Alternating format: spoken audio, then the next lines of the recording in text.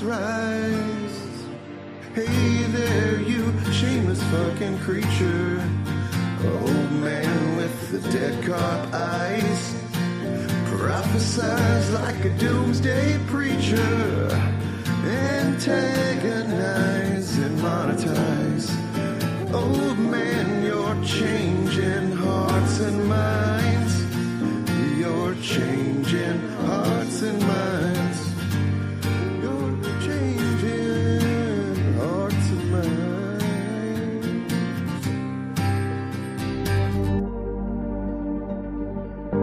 If I was a cynical man, I might say, con man feeds the flames. Mask off, no surprise.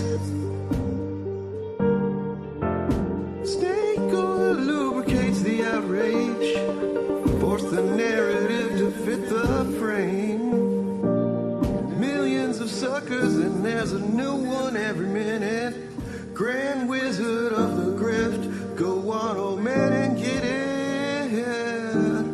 Go on, old man, and get it. Hey there, you shameless fucking creature. Old man with the dead cop eyes. Prophesize like a doomsday preacher. Antagonize and monetize. Old man, you're changing hearts and minds. You're changing hearts and minds. And the hearts all turn to stone. And their minds are running on the vine. Welcome to every video we make. We use one little thing and then we build the narrative out of. Don't act like that's not. That's America. That's Canada. It's fucking hilarious. It's fucking hilarious. Their engagement crack. Old man, you're changing hearts and minds. Welcome to every video we make. We use one little thing and then we build the narrative out of it. Brie Larson says one fucking thing and we make a whole video out of it. That's what we do. Words are flowing out like woke Mary Sue objective truth. They don't mean much, but nothing ever does across the grift of a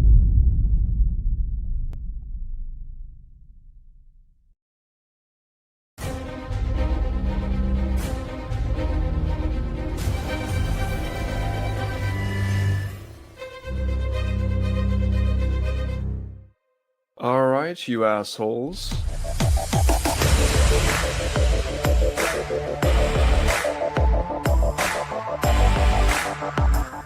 You can pick up the softback trade paper.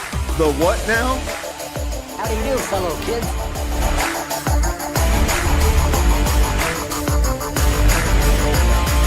The fucking what?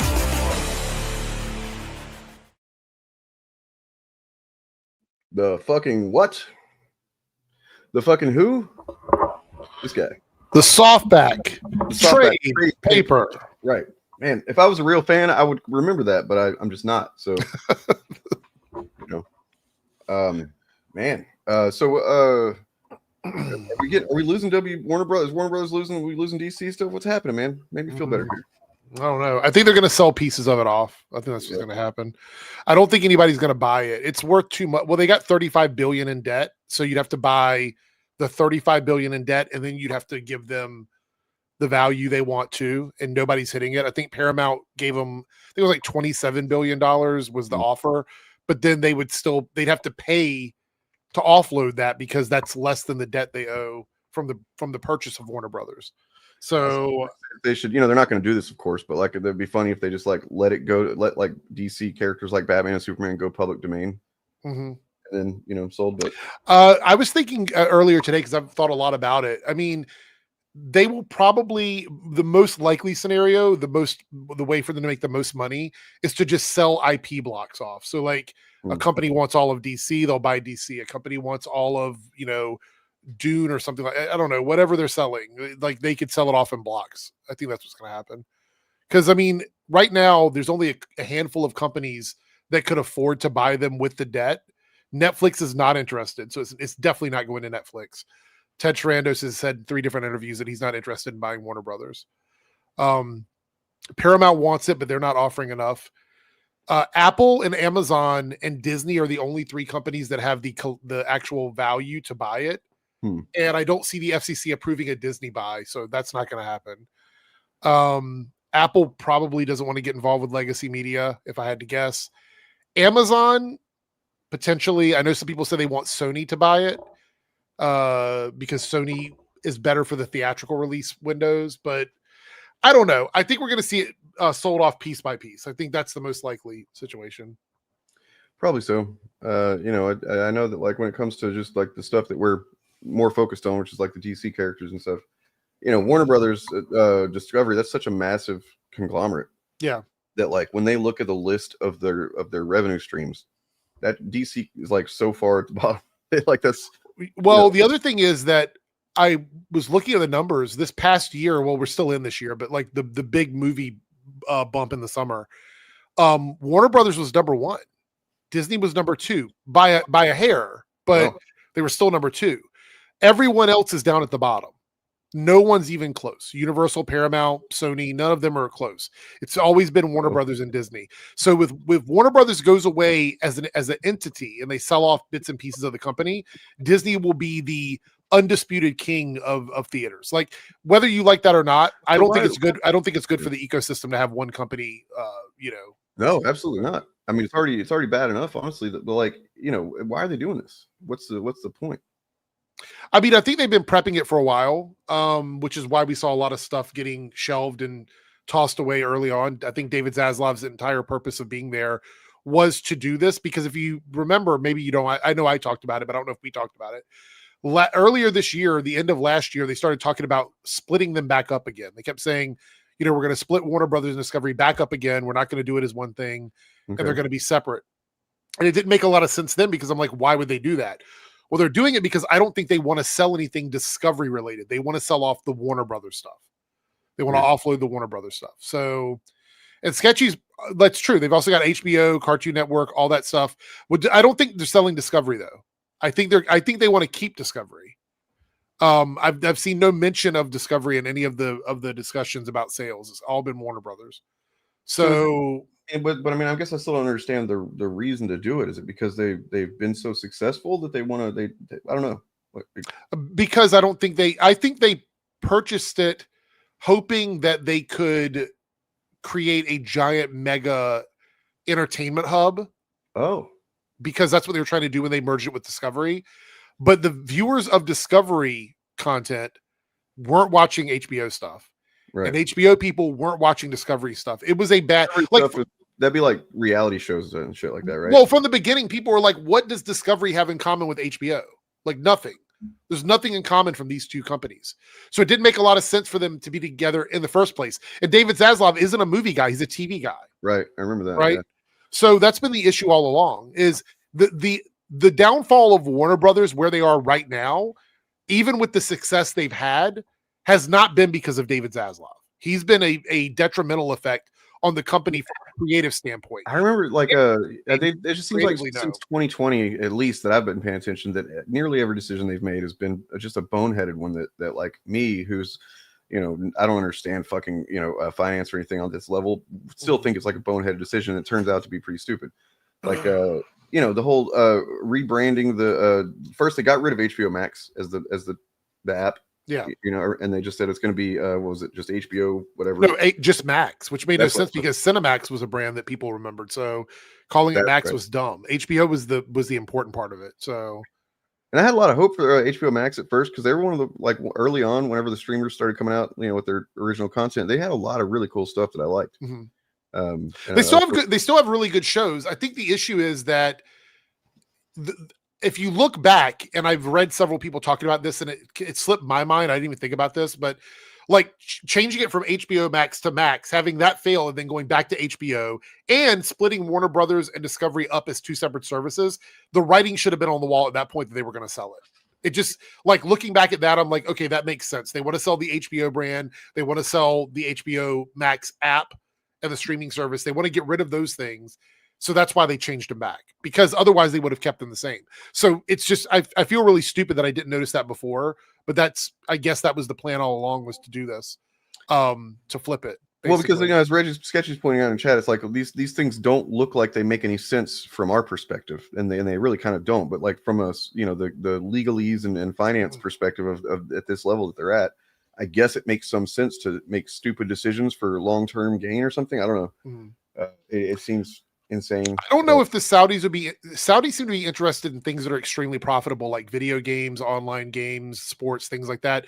Warner Brothers, with the exception of this year, has not been super profitable. That's the big issue. I don't know if they see any value in that stuff, because you'd have to know how to monetize it in a way that makes sense to them. Sports betting, online mobile games with like the ability to sell loot boxes and stuff. All of those are lucrative things. I don't see how they would do that with a movie studio. You know what I mean? Like, I just don't see the value in it. I don't think they would buy it just to not do anything with it. That doesn't make sense. I think it's going to be an American company that's going to buy off bits and pieces. You know what I mean? Like, I think what's going to happen is Amazon, who already has, MGM or whatever, I think they're going to want bits and pieces of HBO. They've already got a lot of DC stuff. They've already got a lot of the more adult entertainment that Warner Brothers has produced. I think they would be very interested in it, and they do have the money to get it. Jeff Bezos has enough money. I looked it up last night on the fly, and they're worth enough money to snag all the debt and probably give a good offer on top of that if they really want it. I would much rather look. Worst case scenario would be an overseas buyer, like the Saudi government or something like that, or Netflix. That would be worst case scenario. Paramount wouldn't be great. Would still be better than the other two. Disney, they won't let Disney buy it, and that would if Disney got Warner Brothers, it's in the bag. Like, every big movie for the rest of time would be from Disney, Warner Brothers, and Fox. That would be it. You know what I mean? What's scary is thinking that on some level Disney might consider that as like, oh well, we're seeing, we're not super confident about where the MCU is going as far as making money. So maybe we need to just go ahead and pull the trigger on this, because I said a long time ago, jokingly somewhat, that like, yeah, one day eventually, once superhero movies start doing just, every one of them is not making money and they're doing badly, they'll eventually just start putting Marvel and DC in the same movies and shit. And I didn't really think it would ever come to that, but maybe. We also have stuff like Looney Tunes, basically the entire animation division of HBO, Cartoon Network, all that stuff. There's a ton of things that they have to leverage with. Now, would Netflix be interested in buying something like Cartoon Network? Probably. Cartoon Network fits really well with the Netflix brand because it's not a theatrical driven thing. So I could see them buying something like Cartoon Network. Buying like the movie division stuff, I don't see that happening. I don't know if like Apple, I don't know if I'd want that to happen. I don't know if they would do that, Apple, but if Apple did in some universe, bye Bob, in some universe decided to do this and bought, like DC Studios or whatever, that probably wouldn't happen. But Apple puts out high quality shit. Even if it's something I don't like, even if it's something I don't care about, it's generally just like I've never seen a cheap looking Apple TV show or movie. Or movie. I feel like I'm missing out because I haven't seen any of the Apple TV stuff, but I've only heard amazing things about it. So we watch Apple TV shows every week. Like, I don't think there's ever been a time in the last 2 years where we haven't been watching something that's on Apple TV. Oh my god! To be honest, so much good stuff. People sleeping on stuff, something like Foundation, for example. Foundation, probably the best sci-fi TV show in the last 20 years, in my opinion. One of them, yeah. But there's Foundation, and then For All Mankind are the two that like. There's also Invasion. There's also Silo. There's a ton of sci-fi on Apple TV. Yeah. Severance for sure. Yeah, Severance, great. Nobody talks about Severance. I don't know why. I don't think anybody's ever seen a video about that. Ted Lasso is another good one. Fantastic show. Apple TV is good. The thing about Apple is I don't know if Apple cares enough. That's the problem, because Apple takes a loss on production for value in company, because Apple TV as a brand doesn't turn over a lot of money per show for them. Like they spend a lot of money on their shows, but it adds value to the overall Apple company. Like they're like $1 trillion company. So super commercially viable, like super commercially, advertisable content, right? Like it's kind of weird how that. I mean, honestly, it almost kind of, if you look at it wrong or right, looks kind of like artistic integrity, but it's really not that. It's yeah, Apple as a company is worth $3.82 trillion. So they take losses. They take losses in their entertainment division in order to bring in new customers because they advertise their brand all over that app. I mean, it doesn't interrupt the viewing experience, but you can definitely tell it's there.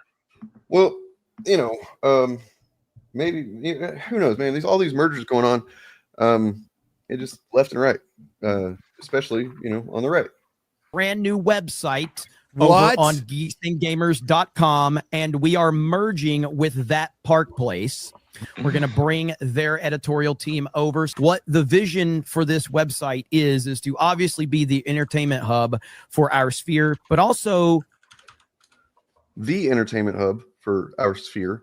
So yes, the entertainment hub for their sphere that hasn't released a video in over a month, but whatever. Well, he's been really busy with this. Sure, not cobbled together last minute kind of sudden, desperate pivot move, right? No, it's not desperate at all. What's funny is that they want to be the entertainment hub, and it's like, okay, so they don't want you to watch the stuff that they're going to be talking about for sure, because then the people know that they're lying sometimes, or a lot of times. So once again, they just want you to come to them, bypass the Star Wars thing, bypass the Marvel thing. Don't watch that shit. They'll tell you what's so bad about it. They'll tell you why it's woke and bad and whatnot. And then if you see anything, if you go on a Twitter and you see somebody, or Letterbox rather, because that's what I figured out Criticless is. It's the Chud Letterbox. Oh, I assumed it was the Chud Rotten Tomatoes. Well, that's what Jeremy claimed it was. Yeah, he said it was like a Rotten Tomatoes. Well, I'm going to assume he didn't claim it was the Chud Rotten Tomatoes. No, alternative Rotten Tomatoes. Definitely not. Quite a self-own if he did. I mean, at least he's being honest with himself. But yeah, they literally, Geeks and Gamers has not put a video up in over a month at this point. And then as Eric showed in his video, looking at the recent lack of success of these channels, they weren't doing well for a while before that. And Griggs, just like any content creator, is going to do eventually. Like once you are seeing I cannot keep my numbers up to even close to what they were, you're going to eventually just kind of lose interest and not not. I mean, he wasn't even uploading to his D-Day Cobra channel. That hadn't had a video in like 2 or 3 months. So. I think he does mainly just live streams because that's where he gets the money, right? Yep.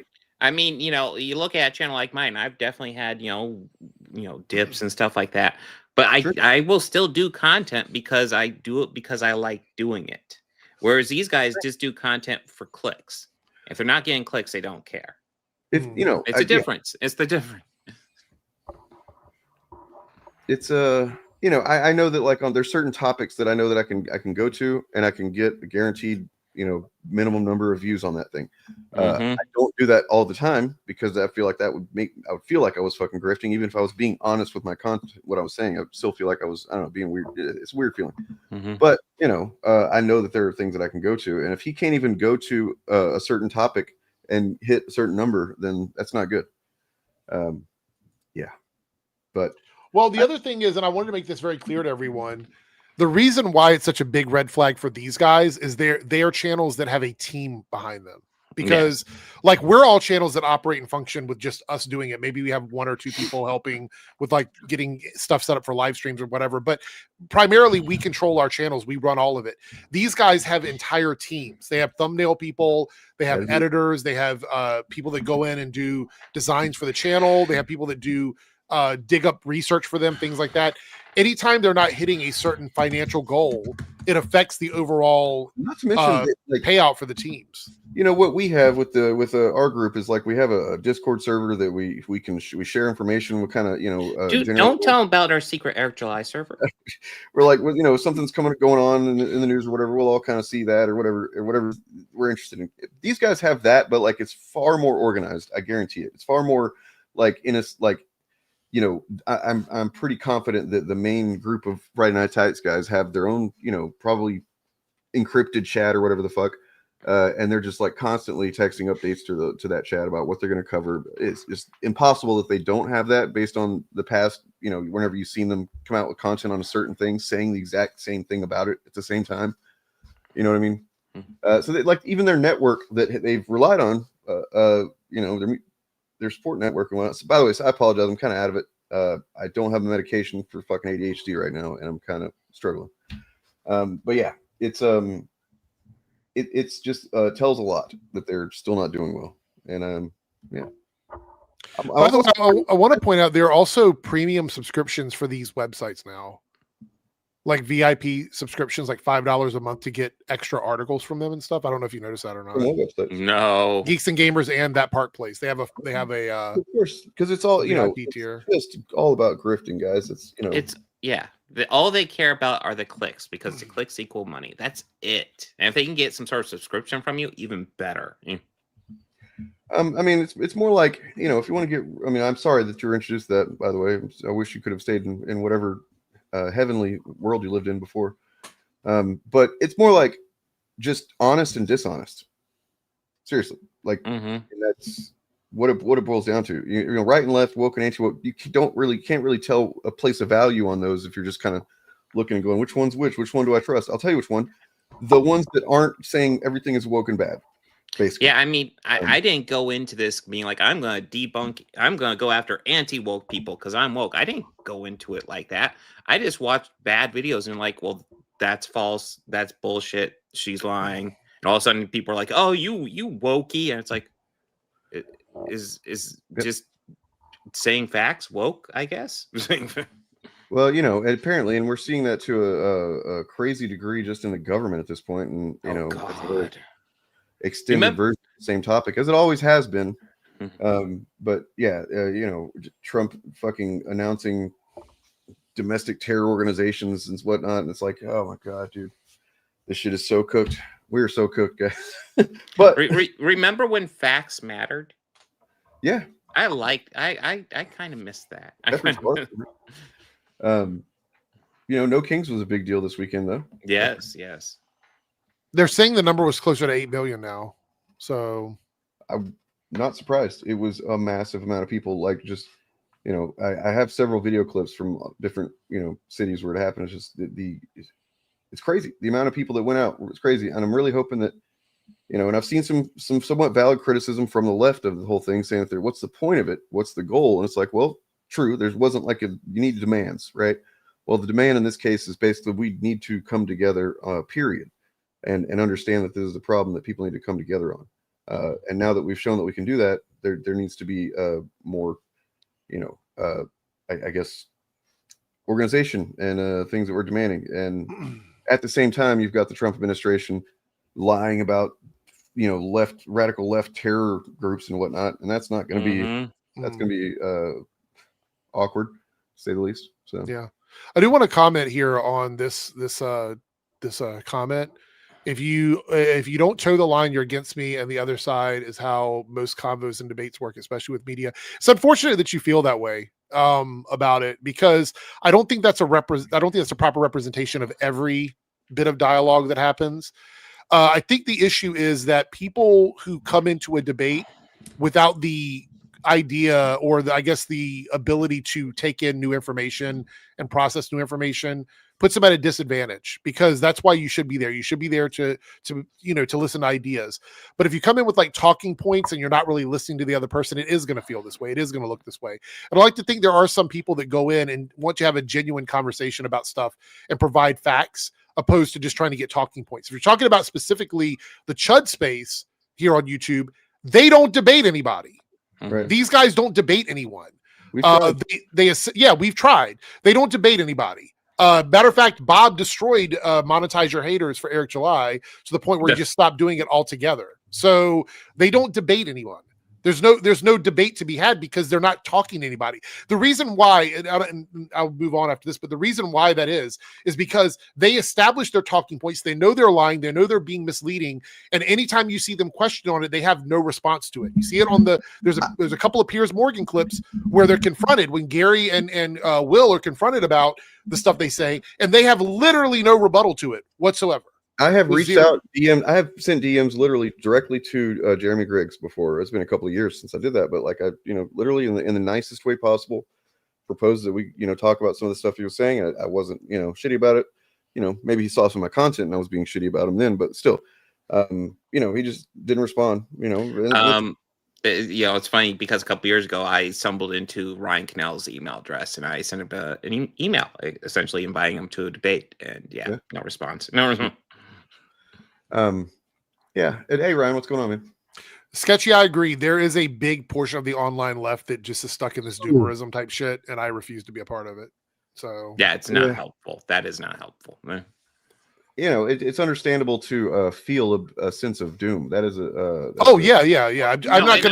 I'm not gonna propagate doom to people. Is what I'm saying. I'm not gonna. It is healthy to disconnect, honestly, fairly often right now. But like, don't completely disconnect and don't give up. No. Yeah, enjoy the little wins as well. Mm-hmm. Speaking to what you were just saying, Eric, that's how the content creators that behave, is that they just won't, engage with it. Especially once basically Bob, ended debates in the sector. Sorry. But then their fans though, their fans didn't quite, because a lot of their fans actually are true believers in the shit that they pumped into them. So they think, oh well, I can do this, I can debate. And so once again, Bob has shown several times where their fans, and I've had a few with myself. They get on, they start trying to argue a point or whatever, and it just becomes clear that they have nothing. They can't defend a single thing that they say. It's pretty embarrassing. Generally, their claims are absurd. They can't back any of them up. And I think eventually they even realize, oh, we can't fucking defend this shit. Probably because Bob's some kind of like rhetorical wizard or something as the excuse they give themselves, but. It makes sense if you think about it, because pre-digital, back when we were all using VCRs and such things, it's a copy of a copy. Right. Yeah. They're taking the original and they're just copying those talking points rather than having actually invested their conclusion. Like the points that we come to are thought out.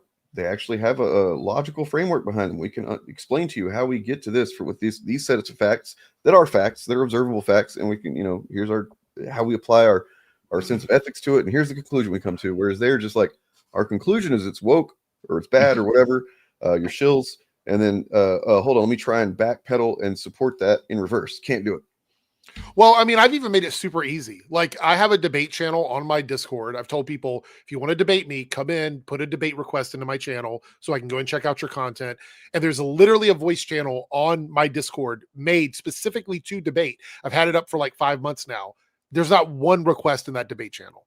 No, not one. That's crazy, man. I would have thought that they would have. As I've said before, though, as you all know, I like to watch my flat Earth debunking videos and debates. Those debates over the years have gotten worse as new acolytes come on, but they're not the ones creating the talking points. They're just repeating them. Right. And so, generally speaking, unless you have somebody who's rhetorically quite good, they're just repeating things that they don't realize the people they're debating have already debunked using, facts and science. And so at the moment, Flat Earth is in a really weak position, because one of the things that they sort of held up as their crowning proof that the world is flat is that you can't go to Antarctica, and if you did, you wouldn't see a 24-hour sun there, basically. And then last winter, a group of flat earthers and normal people went there and saw the 24-hour sun. And so all you've got now is people trying to debunk the fact that they went there, even though they went there knowing that that would be the case, and so took a load of proof. So the problem we've got is that it's really hard to prove sort of things about media. And what you do, Eric, on your videos a lot of the time is you will argue against the things that they're saying that are factually inaccurate. So for years they've got away with talking bullshit about the budgets, but now we are fighting back against that rhetoric because a lot of it is unknown. And so anyone that says something declarative about a budget, you can fight back on. This scientific fact that actually retains its quality. That movie only, though. I also want to point out, it's really funny. Eric July uploaded a video yesterday and I reacted to it almost immediately. His video has like 5K views. Mine has 2. So I mean, he should be getting a lot more views than that. I just want to point that out. That was I a crazy check it video. out. Haven't had a chance. I mean, he should I'm be, I'm waiting for the day when I ratio him just for the fun of it. I don't think it really means anything, but I think it would be really funny. it will be pretty awesome if that happens. I mean, to start the video off the way he does, and then just go off on completely a different tangent. Yeah. And talk about something completely unrelated to the very thing that apparently. Yeah, I was caused him to confused when make I the was video. watching that video. I'm like, wait, we were talking about a Japanese racism, and now we've gone off into tokenism and American culture. Yeah. And that's, like, what are we doing? Did you see some of there's some edits of that image going around too? Like, holy shit. Oh, dude. yeah, with like eating chicken and all this other stuff. Yeah, it's pretty bad. So the thing is that the racism that they're experiencing from posting that just proves that they are tackling a subject that actually exists, because it's proving itself in the memes that are coming out. So they think they're being funny and they're disproving it, but they're not. They're just proving the point of the actual statements that were made. So watching July be so proud that he doesn't tackle racism at all in ISOM is just so weird, because it's like, well, no, that's because you don't tackle anything, which is why your stories are so bland and uninspired. I would argue any marginalized group as a lead of a comic book is tackling some sort of thing, because they're in a system where they're already the marginalized community. So even if he's not intending to do it, I think it is a statement by making your lead character a minority. I mean, I think one of the most valid criticisms of New Trek is the fact is it doesn't tackle social topics nearly as often as older Trek used to. True. Like That is all true. the time. That doesn't even have to be the focus of the story, even. Like, I was thinking the first Blade film, for example, him being black, it doesn't really play into much of the story, but it's there enough. It's woven through enough to give you some sort of emotional grounding. Plus, you have other emotional. If you've got no emotional stakes at all, then why bother writing a story? But yeah, to be proud of that fact, it's weird. Yeah. Just like, oh yeah, there's this cool like story I could dive into because it's topical, but no. I mean, isn't the racism tackled in the actual story itself, though, with the idea of pure blood vampires? Because he calls Blade and Uncle Tom for being a daywalker, right? So exactly, I feel like it's still explored, even though it's not completely connected to him being a black guy. Yeah, and I think that's the difference between ISOM as well, where he's clearly set up. There is a power dynamic between his superpowered beings and non-superpowered beings, and yet because that is an allegory for separating two groups of people in the real world, it's so surface level because he doesn't want to touch it. He doesn't want it to have any depth. Well, that's what I said, is that he doesn't understand. He keeps calling it tropes. These guys call them tropes. They're not always tropes. A trope is a very specific thing, and they can't. Yeah. There's no evidence to back up the claim of it being a trope other than them saying it. Because if you would argue that Peter Parker is Spider-Man, which is something they like to say, right? Peter Parker is Spider-Man. What is it that makes Peter Parker Spider-Man outside of the suit? That would be all the things that they know about Peter Parker as a person, because otherwise it doesn't mean anything. You know what I mean? Because who cares who's behind the mask if you don't build layers to that person as a human being? It's all literally to them. It's just an appeal to tradition, just a general vibe of like, that's what I'm familiar with. So that's what's right. This is like what makes Steve Rogers Captain America over Sam? You know what I mean? I mean, it's the same reason why a lot of these guys that are might be maybe closeted guys, they just won't ever be able to admit that to themselves, because they just, the first thing they experienced was a woman. So just that has to be what it is, right? It can't be anything different. I'm not saying Eric July is in the closet. I don't know that. I don't know. Anyway, listen. All we know is that there's some sort of strange coincidence where Grindr keeps on crashing whenever there's a group of these guys. That's true. Around. And it didn't crash during any of the No Kings protests. So it's interesting. It's just right, because I mean, even though there was probably, let's be real, there's probably way more gay people at doing No Kings protests, but the fact is they were actually at the protest doing the thing that they were doing. They might actually have healthy relationships too and stuff like that, right, instead of just being in the closet acting weird about it. Yeah, that's true. Yeah. Yeah, let's see what else they say here, because it is stunning to me the way that he presents this. And it's also notable, I think, that all of these other people that are on Friday Night Tights with this announcement, and nobody else is involved, right? Like, why isn't Gary lining up to be part of this obviously going to be very successful enterprise, right?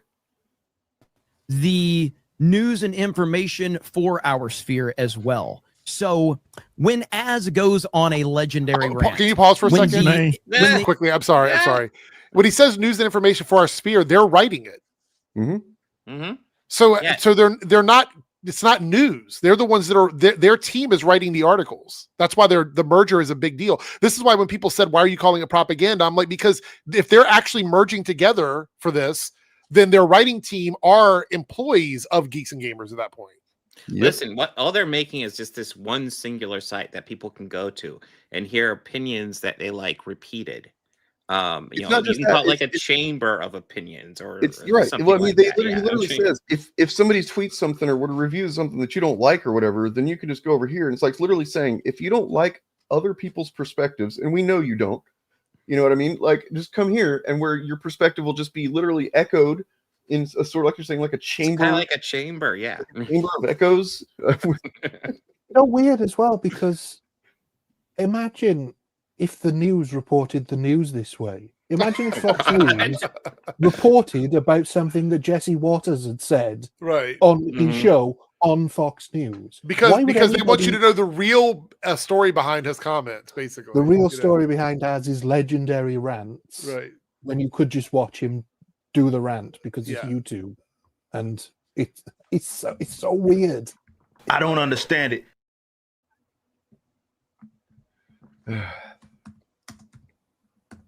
Also, Eric, sorry, watching your video yesterday was so many times that I was like I want to do the drop so bad right now. I don't understand it. There were so many times it was like, oh, damn it, he doesn't understand it, Eric. I don't get it. Because the internet is misrepresenting what happened to that on Geeks and Gamers. What are you saying, Ryan? I'm sorry. I was just, have we got to them covering their right-wing tomatoes yet? Not yet. Not quite yet. Right, okay. So when Az goes on a legendary rant, when the internet is legendary, like in the positive sense, in their little echo chamber, but outside of that, that was a pretty fucking cringe moment for Az. Yeah, and it's not a coincidence that after that, Az's success just cratered as a content creator, right? Like, you know what I mean? Like he just think about it. He quit being on Friday Night Tights and shit.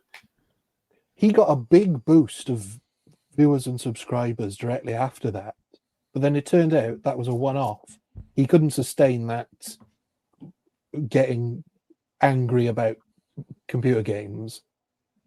That's what people wanted to see. They didn't care what he had to say. They wanted to see him go mad. He became Angry Dad from The Simpsons. Yep.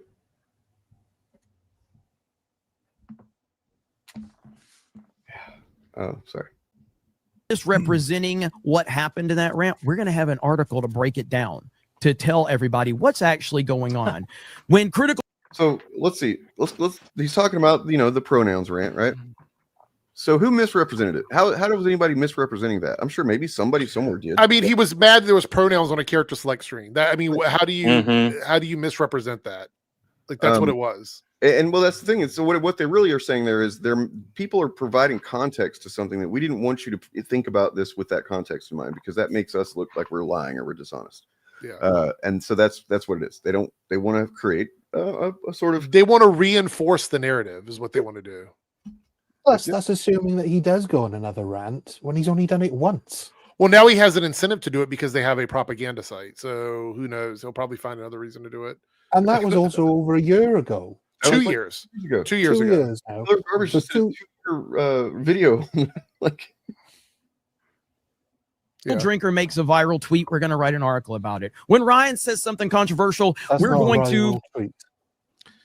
That wasn't a viral tweet because they were looking at views. Nobody. But also, that's not I mean, real quick, negative script, guys. I'm out. This Ryan Cannell thing was from like 5 years ago. It was from the Batman, but that came out like almost 5 years ago, right? Like 4 years ago. To translate, he's saying when Ryan says something controversial, he means when Ryan complains about black people. Right. When he says something racist, we're gonna fight back against it. We're going to Don't- explain how but it's don't- not racist. But don't call us racist. Yeah. Don't call us racist, though. Not be able to defend it, but we're going to stand with him.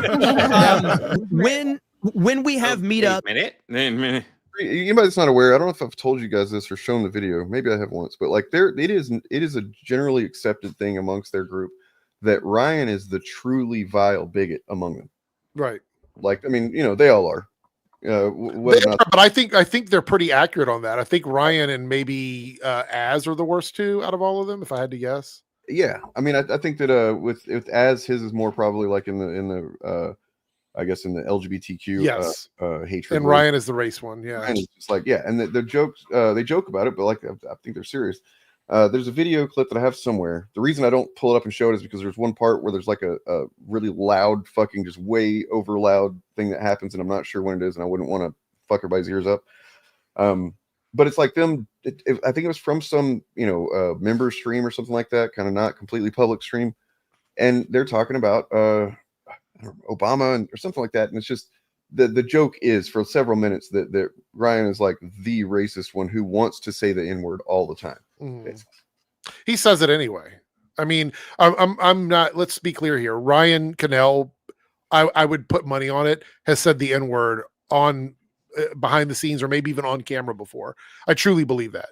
Out of all of them, if you were to say like which one says the N-word, like if you had to put money on it, I would say Ryan Cannell. I mean, honestly, I think you're safe money on most of them, but yeah. Ryan Cannell. I tried to do a Disparu reaction video the other day, but I have to find something else from him. It's kind of lame. Yeah, it's like a lame video. From what I've seen anyway, the one video I watched of his where it's like he thinks he's a comedian. He like literally thinks he's a comedy writer or something. So like every couple of seconds he's trying to say something while he's watching a video or reading or reacting to an article, whatever it is that he thinks is hilarious. Yeah, and he should see a dentist. I hear they're yes. I'm just saying it's a wellness check thing. It's not. I'm not trying to shame him for his looks. Just I'm worried. They all literally have the impasse. Yeah, I think Disparu needs to get some help with his mouth. I'm concerned. In so many ways. In so many probably always came up with him for him. He looks like a Tommy Trashwater.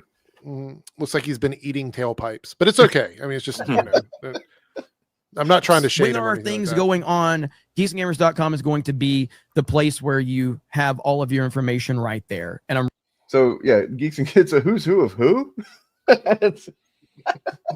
Right. Yeah.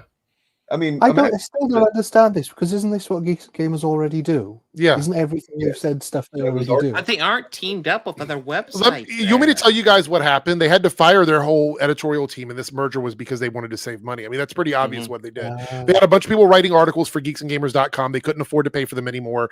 That Park Place isn't seeing a lot of money, so they decided, hey, we just should merge the two together. It's that simple. They're saving money. They fired a bunch of people that wrote for them. I guarantee you won't see any of the people that wrote articles previously writing for Geeks and Gamers anymore. That Park Place is the attempt to start over again that John F. Trent had to do once we at the initiative kind of just covered bounding into comics a little bit too much, a little bit too well.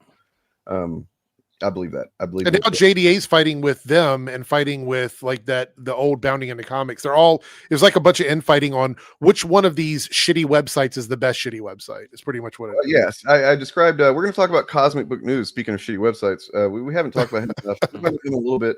That guy, he's I described him as if John De La Rose and John F. Trent had a butt baby and rejected it. Oh, wow. So, I just think with all these attempts to try and make money now that things are falling apart from, they're really missing the most obvious opportunity, which is to hire out Ryan Cannell as a billboard.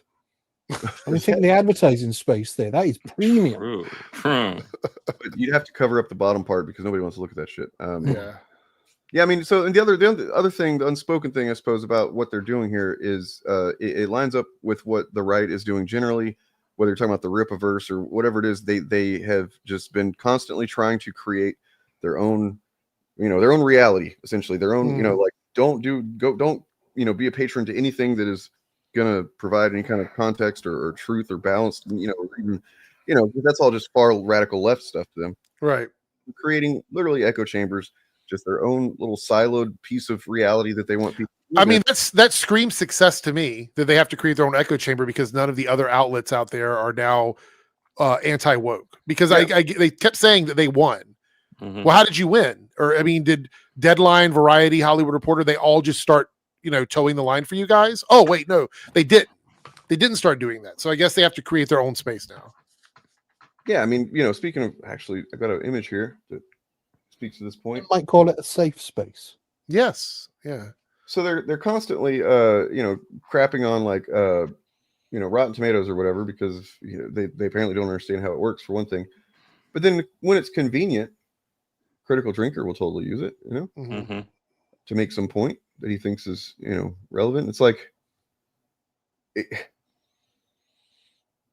they actually rank. So this is just, does he not understand? Is he this stupid, really? Or is he, I don't know. They actually rank Prey and Killer of Killers. There is no they in Rotten Tomatoes. It's an aggregate site. Yeah, it's an aggregate site. That's all it is. And what that probably shows more than anything is that more people have rated those than, or maybe that more people like animation or something like that. That it doesn't mean anything. I don't know. It feels they does heavy lifting for these guys. That is that word has been used and overused by these guys so much recently. Which is because weird, they don't break it down for use it as their singular pronoun, but they want to use it right to everybody. Right, exactly. But for anybody here that doesn't understand, Rotten Tomatoes doesn't create scores. That's not what it does. Rotten Tomatoes takes scores that critics submit and then aggregates all of that into a percentage that they use for their tomato meter. So essentially, it's a group tank of people who probably have no contact with each other, scoring independently, that end up getting put into like a number. So there is no concerted effort to do anything because these are all individual journalists. You think about it in those terms, that really just means that they're calling reality how reality ends up, how things end up becoming, based on how the system is. They don't like it, so that's going to be they to them. And this right here, yeah, man, I watched that video. Holy shit! The only thing is that weird AI video that he was looking at only had like 164 views, and I kind of felt that was weird for him to cover that, but it was pretty cringe and awful and just bizarre. How did he even find the video like that? I've watched actual Jake stuff. Like it was weird, man. And then like the thing was that it's the guy that was running the channel and pretending that he was there with his girlfriend, who's actually an AI thing. It's bizarre. He was like saying he was, first you're like, oh, it's just a chud, because he's like talking about the commies and the wokies. And then he's like, but also the MAGAs and the, he's like everybody, essentially anybody that's part of some, group online or whatever, he's referring to them as the bad guy. And it's really bizarre trying to understand where he's coming from. But I mean, yeah, which honestly tells me the guy's probably not too well. And I kind of disagree with covering a channel of that size like that. But yeah. Anyway. But the other thing about this, which people need to know, is that because Rotten Tomatoes is a internet site, it means that any films rated pre-internet, they're coming from archives of newspapers. Yeah. And so you have to look at when they were reviewed, the time that they were reviewed. And at the time that they were reviewed, Predator probably wasn't looked at as being a good film. The fact is that it was probably what these guys would have called a flop back in the day. Mm-hmm. Had that film come out to the reception it received now, they'd be all looking for how woke it is, because it's got a multi-ethnic cast, right? And because the big tough guys don't actually win, that sort of thing. And it's related to something political. I mean, it's about a war that's going on. Yeah, and it's allegorical for the Vietnam War as well, in huge ways. So it hits all the boxes they would call woke, essentially. Yep. So yeah, and anything basically pre-2000, maybe even pre-2005, the number of reviews and the type of reviews that films got is way different to the landscape now. So another thing this of note here, notice how he's saying that nobody takes review sites like Rotten Tomatoes seriously anymore, and yet the literal scores that he's showing are based on people who take it seriously and use it. Right. They're great things. So yeah, he is taking it seriously. Yeah. He calls Rotten Tomatoes, Rotten Tomato. This is so tough. Can't we just come together and agree on a pronunciation? I'll use the American as much as I can. Rotten Tomatoes is not a review site. Like he said, it's an aggregate site. It's not a review site. Yep. Yeah. If you want to see the reviews, you can click on the person's name that you want to look at and go read the review of it. If you want to disagree with reviews, just click a couple of times, find a review you disagree with. At least that would be engaging with it. I would look, Dane. I totally agree with you. If they wanted to go to Rotten Tomatoes and pick a review that they were like, "Oh, this is an awful review," and make a video on that, okay, fair enough. But that's not what they're doing. They're doing the laziest thing possible, which is just looking at the aggregated number and complaining about it. Yeah. All right. It's true. Critical Drinker didn't even about watch a this season. with- He did his review of it entirely based on what the scores were on Rotten Tomatoes. Mm-hmm. The audience scores. Hold on, I have a theory here. I want to look at something real quick. Oh yeah, that's going to be why. So real quick to break down how this geeks and gamers thing's going to work. So essentially, somebody's going to say something. Geeks and gamers will write an article about it. Other people will do videos on it. If one of those videos gets viral, Geeks and Gamers will do an article on it, or that Park Place will do an article on it. Then they'll do videos on those articles, and it'll just be this whole system. And kind of to break this down a bit here, here's a good analogy for how this is going to actually work. As you can see here, there's a consumer in the first world entering McDonald's and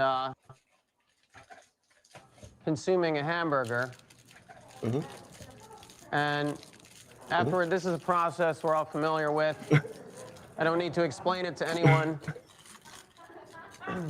But you see, it's rendered out in this style because studies have shown that consumers are most responsive to 3D animation right now, particularly in developing cultures. So as you can see, it goes through a piping system, and this isn't unusual. We do this for oil. We could do this for food as well. And as you can see, it goes back up through the plumbing and emerges in a McDonald's. Now, the part of this video that isn't completed yet is the filtering process. There will be a very well-rendered filtering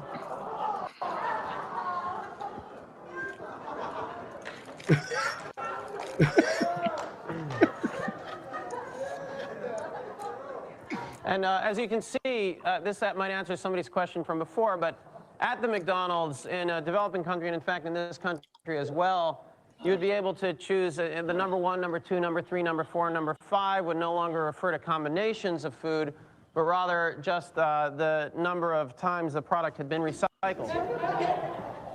We're lucky to be able to partner with the World Trade Organization, which... So yeah, I think that does a good job breaking down exactly how this Geeks and Gamers thing's going to work. Yeah. Okay. So we have another announcement, and that... Well, so I was just going to say that I was trying to find Rogue Elements on Rotten Tomatoes because I was like, I don't know what's really motivating this, and apparently it's not even there on Rotten Tomatoes. I thought it was. I know it's on IMDb. Yeah, like Rotten Tomatoes, he's thinking of IMDb for sure, because we all know what that one is. We've seen the Birdman videos. We've seen it. We know what that score is. We know the laugh. It is that we are joining forces with Criticless. Now, if you don't know what Criticless is essentially a Rotten Tomatoes / Letterboxd alternative. You can go over there, review movies, make lists, all of that. There is an average score over there. There's an app on Android and Apple. Oh wow, I didn't know they had an app. I should maybe check that out. But it probably costs money, I bet. I don't know, but I know that the website looks really awful. It's pretty bad. We checked it out the other night. Well, he's saying it's. No, go on, Bob.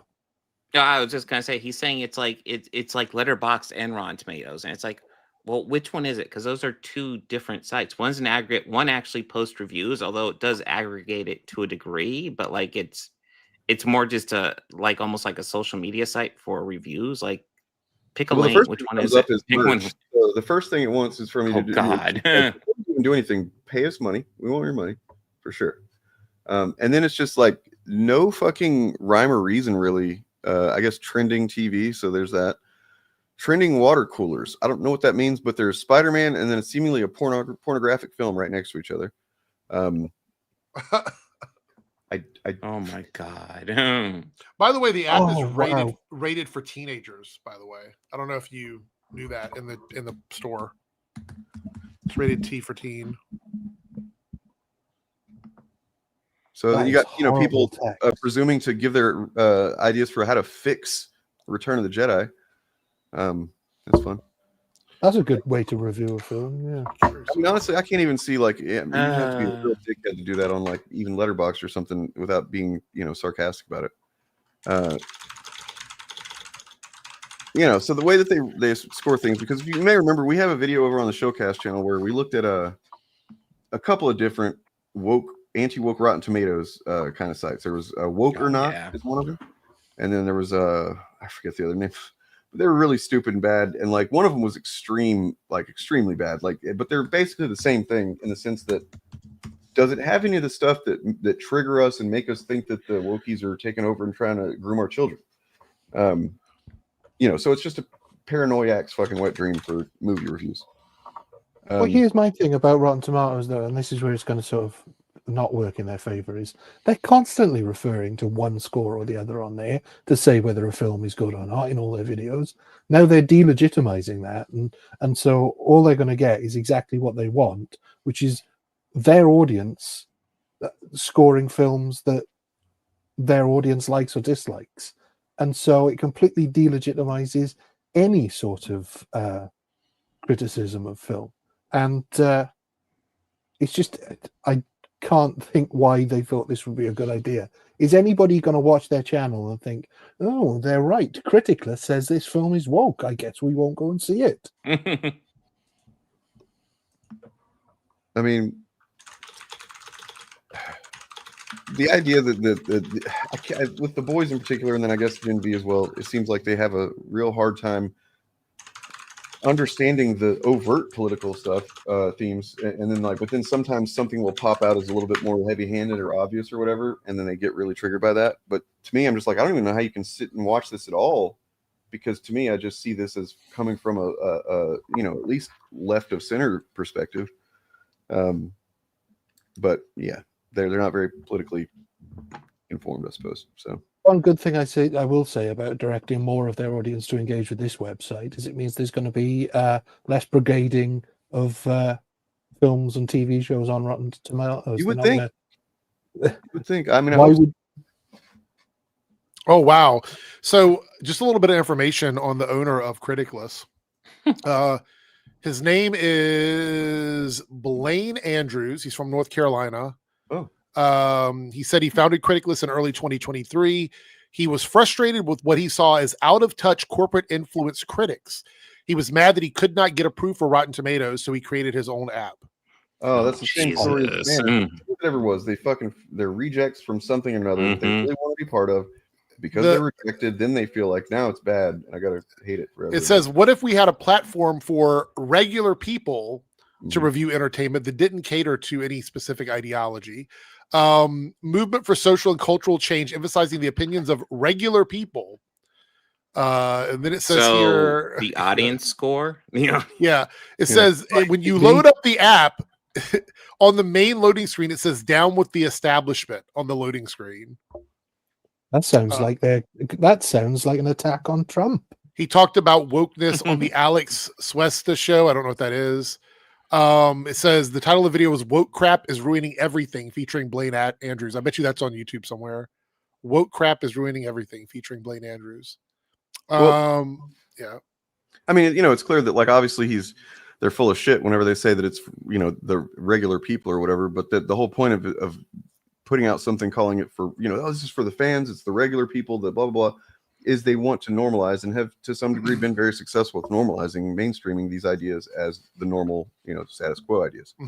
Unfortunately for them, though, say that website eventually does become a big success and that website is normalized amongst regular people, the scores are going to adjust to reflect that, so they're going to get a more balanced.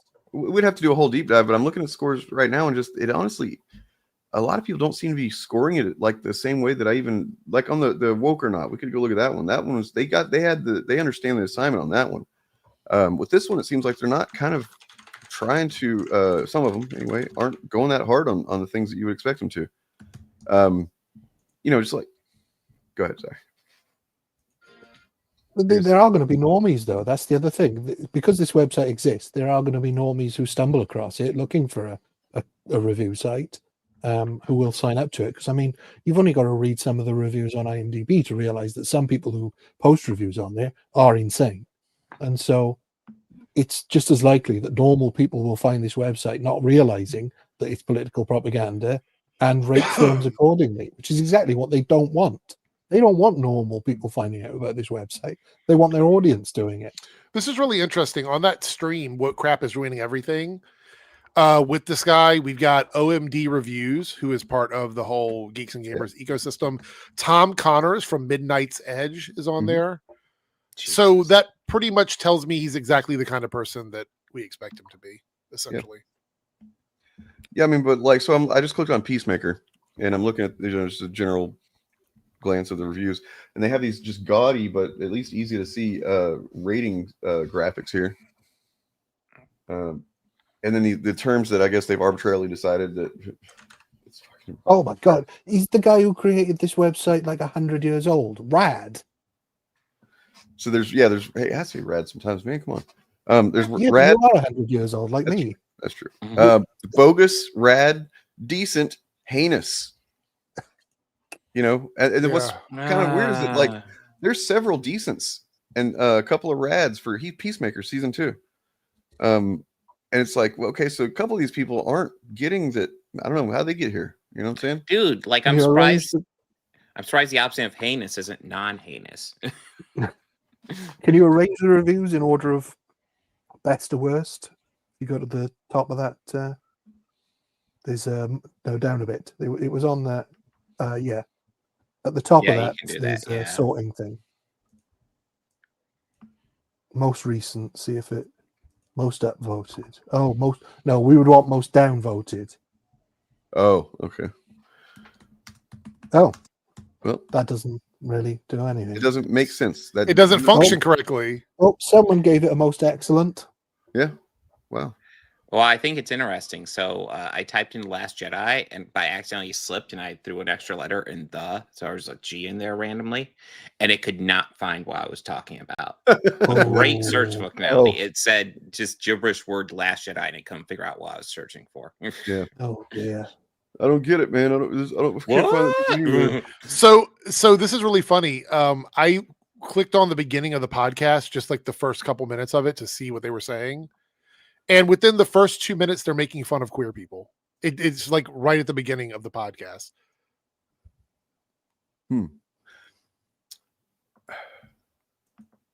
So I see. It's most upvote, most downvote, but there's no like positive, really. That doesn't make most recent sense. God damn.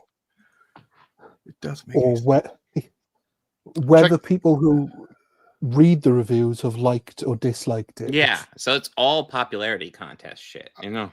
I want you guys to check. We're just going to listen to this like 1 minute piece of this, but this is the interview right here. What Crap is Ruining Everything with Blaine Andrews. This is the guy that owns this website over here.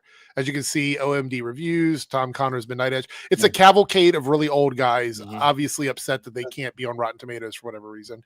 But divorce that energy is strong. Exactly. But listen to what this guy over here says. Like, this is so stupid, but just listen to this. This is Butch Dyke. I'm now a lesbian. Remember, I can be whatever I want. I am non-binary. Are you gay and lame? Gay and lame? Is that today I'm identifying as gay and lame. Yes, Brian, if you colored that blue, you'd look exactly like Megan Rapinoe with a beard.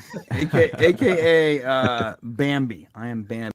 So this is what they do. 2 minutes into the stream, and they are already like joking about how they identify. It's like this is their entire personality. This is the entire personality. I remember joking about identifying as a lesbian when I was a teenager. Exactly. I said that in my video today. Fucking years ago. I was like, what are these guys, 15-year-olds? Like, I don't, it doesn't make any fucking sense. Yes, they are. Like, essentially, in terms of emotional growth, that's where they stopped there. You know what I mean? That was where they had the most fun in life with their boys, just making jokes, you know, about being lesbians and because they like pussy too. And, you know, it's almost like a incel midlife crisis thing. You know what I mean? That's what it feels like with these guys. I'm still relevant. Like, yeah, this right here, at least in a lot of cases, they're gonna. I mean, imagine a younger person clicking on that video. Mm-hmm. Like, yeah, there's gonna be some that just already are primed to agree with the shit they're saying, but like a lot of people younger people will see that and be like, nah. I believe, and I'm not saying these guys are in the closet or anything like that, but I believe, and I've said this before, but I just want to say it again in case people forgot that I said it. I believe there's jealousy on the freedom that some queer people have that these guys don't. They're married with kids. They're locked into this bro culture. They probably feel, in a lot of ways, at least some of them feel like they have to play the part. That they couldn't just dye their hair blue if they wanted to, or they couldn't go out to a drag show if they wanted to. All these things are things that it's an impossibility for them because it would infringe on the facade of the life they have. And so they're jealous of people who can participate in that, regardless of age, regardless of who they are, because they are so locked in to this worldview that they can't get away from. And I would say to a lot of those guys, just do what the fuck you want to do. Yeah, exactly. Just do what you want to do. Who gives a fuck what these other people think about you? If you are that fragile that coloring your hair blue or having a friend that happens to be gay or trans or whatever, if that's a big problem for you, then you are you're living a sad existence. 100%. Yeah, dyeing your hair non-natural color used to be a sign of rebellion against the system. And to be honest, it still is. But these guys have been so poisoned by the sort of conservative idea that they're unwilling to commit to all the other conservative ideas, like wearing a suit to work and shaving, but they're not quite willing to go that extra step of really expressing themselves. I mean, if you didn't have colored hair at some point in your life, then you're missing out. Yeah. I mean, I used to color my beard every week, like a couple of years ago.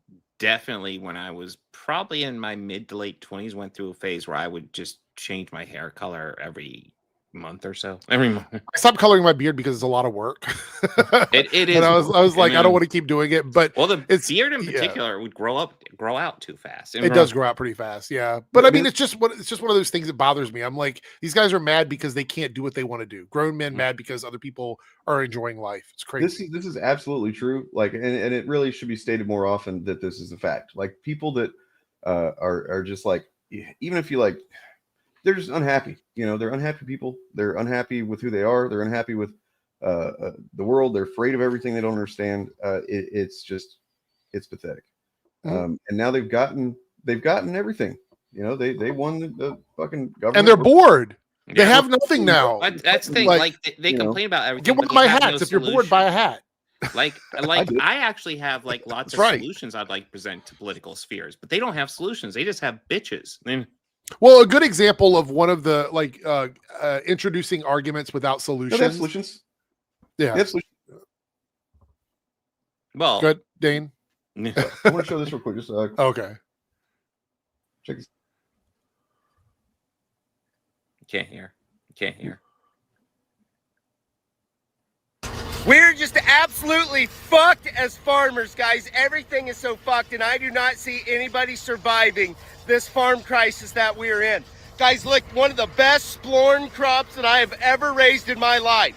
And because of the tariffs, China will not fucking buy it. And they are the only country in the world other than, well, they are the only country in the world that buys splorn. And so now I'm literally just chopping it and blowing it on the fucking ground because it's fucking useless. It's valueless. There's nothing I can fucking do to it. I am going to need government assistance to make it through this fucking crisis until these tariffs end. Look, I've never raised a splorn crop like this, guys. And this is just fucking heartbreaking to me. I don't know how I'm gonna survive. Trump said he fucking loved us farmers, and here I am just blowing my... Well, I think it's but yeah. I think it's worth saying. Like, he's talking about he's going to need government assistance. I feel like we all are eventually. Like the economy is just tanking so fucking hard. Well, I mean, there's a lot. I know we've kind of shifted away a little bit from what we were talking about, but they are getting assistance. He's going to end up bailing them out. We've already talked about it. We know that's coming. He sent a bunch of money to Argentina because Malay is his puppet, so he wants to put money over there and trying to give us beef from Argentina, which right now they've got foot and mouth disease outbreak over there. So good luck eating any beef from Argentina. But we have that going on, and they've quietly, and this was in the Wall Street Journal, gotten rid of tariffs on non-American produced products. So things like computer chips, things like that. Quietly, those tariffs are going away. They're not going to announce it because it would make them look like they're, there's a problem with the way they did things. They don't want to look bad. But the Wall Street Journal reported on it. They're going to slowly roll away the tariffs that were on products that are not made in America and not say anything to anybody. Now, the sad thing is some of those prices will probably still stay up because that's how that works. Some things will probably stay a little bit more expensive. They'll never go back to the prices they were before tariffs because it just doesn't make any sense for the companies to do that. But this is them quietly admitting defeat, quietly admitting it.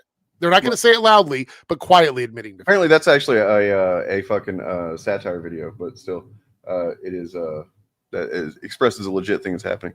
But yeah, you're right. We did kind of veer off of talking about the fan stuff. So in order to not confuse the topic of what we're actually talking about here, let's talk about the boys. Because Gen V, I have not seen the finale of season 2 yet, but apparently I saw it. It sets up the season 5 of the boys, and Eric Kripke has come out to say what that's about. And so that's this way it'll be very clear that we're talking about fan content, and that's what we're talking about only. Okay. So Eric Kripke says the boys season 5 is an underground resistance against a fascist government, which definitely has no comparison to anything going on anywhere in the world. I mean, he's been quite open about the fact that like the part of the reason he wants to wrap up the boys is that he feels like real life is caught up to just the ridiculous story he wanted to tell, and it's like fuck, I mean, we're all right there. The thing that I'm worried about with this season is that it won't live up to the moment that it is in. That it has. I hope it does, but I don't know if it will. I will say based on the on the finale of Gen V, without any spoilers, it seems like they're setting up a pretty good like cast of characters to go up against Homelander. I feel like that's what we're working towards.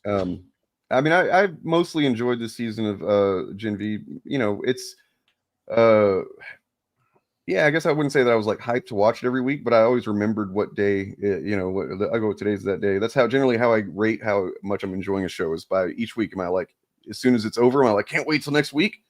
You know what I mean? Or whatever. And with this, I like Gen V better than the boys, personally.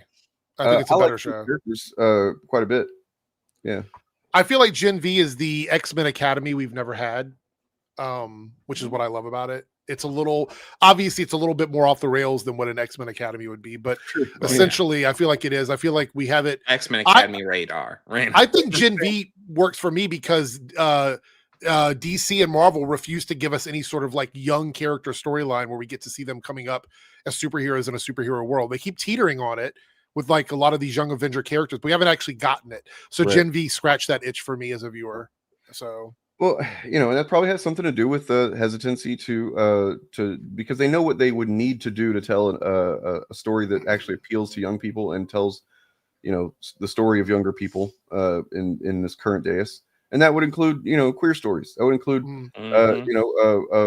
Black Lives Matter stories. That would include things that would just automatically you're gonna get a lot of shit from a certain sector of people who we've been talking about. I think one of the coolest introductions into the superhero universe is a bi-gender superhero where their powers are connected to their gender. That's extremely cool to me. Like it's a good allegory. I think it makes a lot of sense. It does raise a lot of questions. I do enjoy that part of it. But the thing that really got me on that wasn't just the ability to switch gender. It was the ability to have different powers with each gender. Yeah, one of them is more of a defensive power. The other one's more of like a right. Yeah. I thought that was incredibly cool to me. And I coded to like traditional gender norms, which is something to discuss on its own, right? Shout out to Jordan. Yeah, one of them is like a force field. The other is like super strength. So it's really cool. Yep. So what you're saying is I need to catch up on Gen V. I got it. I think it's really good. This is one of my favorite seasons. I think it's better than last season. The Boys comes out with the final season for sure. Yeah. Though for all of their constant grousing that everything is too political now, I would argue that actually modern fiction is almost less political because it's so in your face that it's not as subtle as it was, and that stories used to be less political in order to not turn off the audience while still being political. I mean, I think we see this a bit in the new Star Trek series, how they're not pushing the envelope hard enough, really, with the allegory and the sort of tone. So it's good to see that some shows are still presenting. And without spoiling too much, we got like a evil Professor X versus good Magneto storyline in Gen V, which I think is pretty interesting. Nice, yeah. Yeah, I was completely not surprised by how the last episode kind of wound up. I kind of predicted a good bit of that. Mm-hmm. But anyway, the last episode, like the predictable aspect of the season, kind of didn't matter to me after this finale because the finale really nailed it. I don't even mean that in a negative sense. Like you know, if I can figure something out just by I don't feel like it was super obvious, but I kind of just guessed based on. I think it might be my favorite TV show finale from a superhero series in the last year or so. I think because all I've seen two takes so far, just no spoilers, but they said that they were disappointed by it. So. Well, I think because it is setting up another show. So I think there is almost that. There's going to be more seasons of Gen V. We all knew that going in. I think Gen V is going to have 5, just like The Boys, and then we got Vault Rising coming out, so that's another new series. So I wish I was more hyped for Vault Rising, but maybe we'll see what happens. Well, I wasn't super hyped for Gen V even, and then I started watching. Went, okay, I like this. What else we got? I wanted to. Sure. You guys know about this RFK Jr. guy? We talked about him a little bit. He's not a person that has any power. Nope, he sure doesn't. And how did he come upon that power? You know what I mean? Like, did he perhaps do it very cynically? And is he completely kind of an evil bastard? Maybe. I don't know. Let's see what this is about. This is a 2016. RFK Jr. was speaking to a guest on his radio show about how Trump's supporters were outright Nazis and bootlickers. You know, one of the things that you write so beautifully, and your stuff is so fun to read, but you write about Trump. Quote, the way that you build a truly vicious nationalist movement is to wed a relatively small core of belligerent idiots to a much larger group of opportunists and spineless fellow travelers whose primary function is to turn a blind eye to things. We may not have that many outright Nazis in America, but we have plenty of cowards and bootlickers, and once those fleshy dominoes start tumbling into the Trump camp, the game is up. Yeah. I don't know. It makes sense. Makes sense. Maybe relevant at all. Could be. So apparently the brain worm, the first thing it attacks is your spine. I think so, yeah. Graham Plattner's Nazi tattoo. Yeah. I mean, honestly, I wasn't even aware of that guy before the news of his Nazi tattoo. So, whatever. It's not good.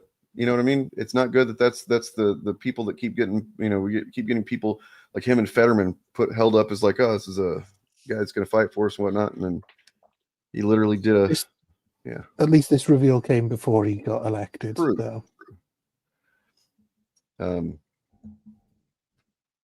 Weird though how so many people in Trump's cabinet now have called him either a Nazi or Hitler.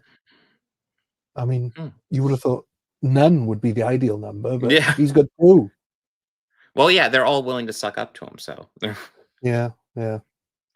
So, are you guys familiar with John F. Trent? I think so. Yeah, it used to be bounding into comics. They used to be like a really prominent website, and then they just kind of stopped being so prominent. Yeah, are you guys familiar with John Dela Rose? Yeah, he's a Nazi. Yeah. Are you? Is he the one that beat his wife? He's the one that. Yeah, I mean, he's not the one Nazi that beat his wife. He's among the many of the army of Nazis who have beat their wives. Yes. Did you guys know that they had a butt baby? I'd heard about such horrors. It is Halloween month after all. Let's hear about this horrible thing. Oh dear. So you guys have probably heard this cosmic book news. Matt McGloin, the butt baby of those other two. Something I thought was funny looking over this, because I know I think on Eric's stream, he went over a video where like this is one of their sources or something, and it caught me to look at the Twitter feed and like just the whole thing in general, and like this has become like the most Snyder Bro website I've ever seen in my life. Like holy shit, everything is James Gunn sucks and Snyder good on this website. Like not everything, but like 90% of it. 90%. Do we need to go over the history of this, by the way? The whole reason, like he's got a history with hating James Gunn, and it's storied. So I'd like to hear this. This guy claims to, and you can find it, I'm sure, on this website. Just go find an article where he talks about Guardians of the Galaxy, probably just James Gunn in general. He claims to be the reason why the first Guardians of the Galaxy film was successful, why it was made in the first place. Claims he's the reason because back in the day, which was would have been around 2007, 2008. This is Annihilation Conquest, was the Marvel space event that was going on, the sequel to Annihilation, and that's when the Guardians of the Galaxy team that we all know debuted in the comics. And it was a very popular immediately right off the bat. I loved it. It was fucking, it was great. I remember getting right into it and reading it because they introduced the team in the Annihilation Conquest event, and then they spun off the series off of that. So I was there buying number 1, 2, 3, so on. And lots of people were, and it was being talked about a lot. And apparently he being talking about it on his website back then, he thinks that is just the reason why the movie was they decided to make the movie. He has nothing to base that on, of course. Just vibes. And so he claims to be, the reason for its success, which that's already just delusional enough. But it's basically created this lifelong hatred for some reason, envy. I don't know. He somehow attached himself to James Gunn and his success and wanting to ride that or whatever. But also he doxed James Gunn's phone number one time. I do remember that. That was classy. Yeah. So Dave Bautista was doing some fan event or whatever, and it was like a comic con, I guess, and he decided just in the moment, he's like, I'm going to call James Gunn so you guys can, I'll say hi to him, right, on speakerphone or whatever. And, kind of silly move on Bautista's part, but still, innocent mistake. He called on speakerphone. It went to voicemail. There's James Gunn's phone number. And as the responsible journalist that Pat McGroin is, he decided he's going to go ahead and just tell everybody what that phone number is. So, yeah, James Gunn had to get a new phone number. Not saying that that was super traumatic for him. It's just a shitty thing to do, and it shows the level of his journalistic professionalism. So, well, I think it starts when you call your website Cosmic Book News when there's comic book news coming. This is like the Den of Nerd, Den of Geek thing all over again. And Bleeding Fool. Yeah. This is just something that these chuds do because they know they can't, it's just an easy way to get traffic from probably, let's be honest, at least not very observant people. Everybody can misspell and accidentally, type in the wrong thing. That happens to everybody sometimes, but to not even necessarily notice or care that you went to something besides what you're actually looking for. For example, you've typed in bleeding cool, but you accidentally type fool or whatever. Even just typing in bleeding cool, I think bleeding fool actually kind of comes up in Google, relatively high on the list. And that is just an outright virulent hate Comicsgate website. Cosmic Book News is very much in the vein of all of these. It's kind of like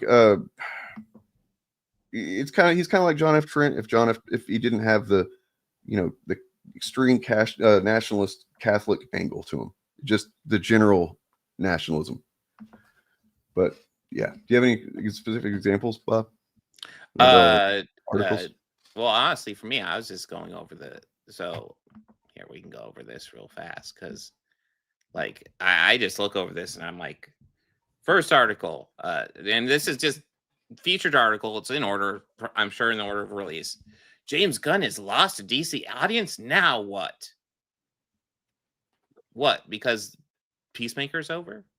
Zack Snyder sparks DC shakeup with Henry Cavill's Superman Instagram post?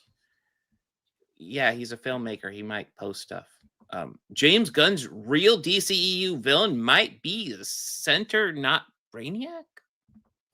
I don't... Actually seems like that might actually be... Well, did we even have a reason to think it was Brainiac yet? No, I don't recall any hints of Brainiac at all. It's Superman might be where they go, but still, I don't think we got anything about that. Yeah. And then James Gunn's Peacemaker season 2 ratings flops hard, loses nearly 40% of viewers. I'd be interested to know what your source is on that, considering they don't share viewing numbers. Oh, it's Samba TV. That old grift. Oh, God. Yeah. So is this one of the ones that does it based on number of hours in the thousands or whatever? No, Samba TV is the one that does it based on people who own at Samba TV or what the fuck even is that? Or stream through the Samba TV network. It's like a conglomerate or something like that. It's not even Nielsen, because Nielsen, the way they collate their ratings is the way they've always done it. They do a sample survey of the American public, which has always been deeply ineffective, even back in the old days. I mean, Samba TV specifically has a thing in their technology that records what channels you watch. So I don't know if I know I've gone over it before, but I don't know if people really understand how Nielsen used to work. It used to be if you were like a select person, you could get a Nielsen box, and the Nielsen box essentially would, record what you're watching, and before you watch something, it would ask how many people are in the room watching and stuff like that. And then they would have to use like the 100 or maybe 1,000 of boxes that are out there, and essentially do math to try to figure out approximately how many people are watching. Not super effective, let's be honest. But they're estimating it. And that's kind of what Samba TV is. Now, here's the deal. HBO knows the numbers. They just don't share them publicly. So what are the numbers on Peacemaker? No idea. No one knows. That's a good question. I'll be honest. I wish they did share it, but they don't. But yeah, anybody who's talked about, Samba TV says this, Nielsen says that. These are old systems. I mean, Samba TV is technically a new system, but it's based on an old system that nobody uses anymore. They have the numbers on them. But yeah, we can just keep on going. It's like, go a little bit further. James Gunn blamed for Marvel post-Endgame failure. Huh? James Gunn's DCU is falling apart. Here's why. Says Critical Drinker. Oh my God, we're doing the like I said, they'll write, Critical Drinker does a video, they do an article. Maybe Ryan Cannell will do a fucking video on this article. It's all this fucking human centipede of shit that just recycling through. So I'm just looking at how Samba TV works. It's basically how we thought it did. If your smart TV has Samba TV technology in it, it records what channels you watch. If you opt in to being a part of the Samba TV network. So yeah, here's the thing. They do. It is included in many smart TVs, from what I understand. I'm actually reading something on Reddit from a guy who claims to have been a tech for Samba TV at one point. However, the way he describes it says that it's not the complete picture. So essentially, that if you're not doing it, talking about it in context of other things that are also rated or measured the same way, then it's not useful information. If you're just taking, let's say, one show, taking a snapshot of that and saying, here's what the ratings are all bad, then you're not being completely not giving a full picture, right? And so that makes sense. So it's only useful amongst if you're comparing it to other things that are rated by or measured by Samba, right? Mm-hmm. It just and this is a nerdrotic tactic. It's a slightly different variation of it, but they've done this shit before. This is what Nielsen used to do as well. That because it was a sample size, the way TV networks would use it to judge how many of their audience was watching is they would do it as a percentage. So of all the people watching Nielsen TVs, if like 20% are watching NBC, 20% are watching CBS, etc., that's how they would sort of pass out whether a TV show was a success or not. Whereas now I don't think it works like that, because we're in an age of so many channels and so much TV. So in order to get accurate Nielsen ratings now, there's no real way of doing it. So I brought up this article because this article is just insane. James Gunn out at DC with Warner Brothers sale. Okay, so Warner Brothers literally just yesterday, I think, announced that they're considering possibly selling. And I know Paramount's been out there, but essentially it's saying he's saying he reached out to his insiders. Okay, I don't believe you, but okay. Essentially, the insiders are saying James Gunn will be out if the sale goes through. It's like, wait a minute. Like, are these insiders at Paramount? Are these insiders at DC? Like, what? Like, there's so many fucking questions to this, and it's like you don't know anything, do you? Right. I mean, let's be real about what we're seeing what happen. It's happening pretty quick too. So in the context of Warner Brothers potentially, being going to sell itself, as Eric pointed out, maybe going to be just like chunks, departments more or less that they sell off. You're seeing a whole lot of this type of content come out, and you're seeing a whole lot of movement from the Snyder cult, which honestly, had kind of gotten pretty quiet for the most part. And it makes me wonder how much of it is organic, right? Like, it can't help but notice, but there's a lot of videos and a lot of content popping up in from the Snyder perspective and trying to say that, oh, the Snyderverse was so successful and James Gunn stuff is not successful. It's objectively hilariously untrue. Just like you can go look at the actual sales numbers of things like box office and then, stuff like that. The only the only place that's in question of a project not doing as well or whatever is the Suicide Squad, and that's simply because it did not go to the movie theaters the way that other movies did. So they love to point to that one as being a failure, and it's like, no, man, it isn't even in the conversation because it wasn't measured in any kind of way that you can, it was released to streaming same day. I watched it streaming. But I mean, I think you can tell a lot just by looking at the very first sentence of this article. With Superman reportedly bombing financially, and with Peacemaker season 2 flopping with fans. First of all, Superman didn't bomb, and Peacemaker 2 flopping with fans. Citation. You just gonna say Samba? Okay. So I mean, they are selling if someone offers them the money that they want, which nobody has yet. So they aren't selling yet. I mean, part of my thing is like, okay, so Paramount's gonna buy WB, and listen, man, we've all seen Zaslav. If there's enough money in it for short-term games, he will jump at it because that's all David Zaslav gives a shit about. But like, I don't see Paramount necessarily having enough money to buy DC to make it worth. Well, not DC, Warner Brothers to make it worth it. It's actually more than DC, but we will have to see. Also, like politics free, guys. Keep politics out of my superhero stuff, guys. Right. Yeah. How does this even work? This is insane. This looks. Once again, we have President Donald Trump to thank for making entertainment, Hollywood, and pop culture great again. And this time it's about DC and Superman. So wait, how is it great? So is the Superman movies good now because of this? Yeah, is it good because of Donald Trump? What? It all ties back to David Ellison and Skydance Paramount, who are making big moves in Hollywood. Ellison says son of billionaire Larry Ellison wants to purchase Warner Bros. Discovery, which includes, yes, we know it's DC stuff, which means Truth, Justice, and the American Way could be making a comeback. What? That's it? What? So wait, are they telling me their only issue with the new Superman movie is that he doesn't say Truth, Justice, and the American Way? God, these people are so fucking shallow. It's ridiculous. No, they also don't like that Superman isn't a basically undefeatable god who needed to work with other people to accomplish goals. You mean unlike the Zack Snyder Superman who died?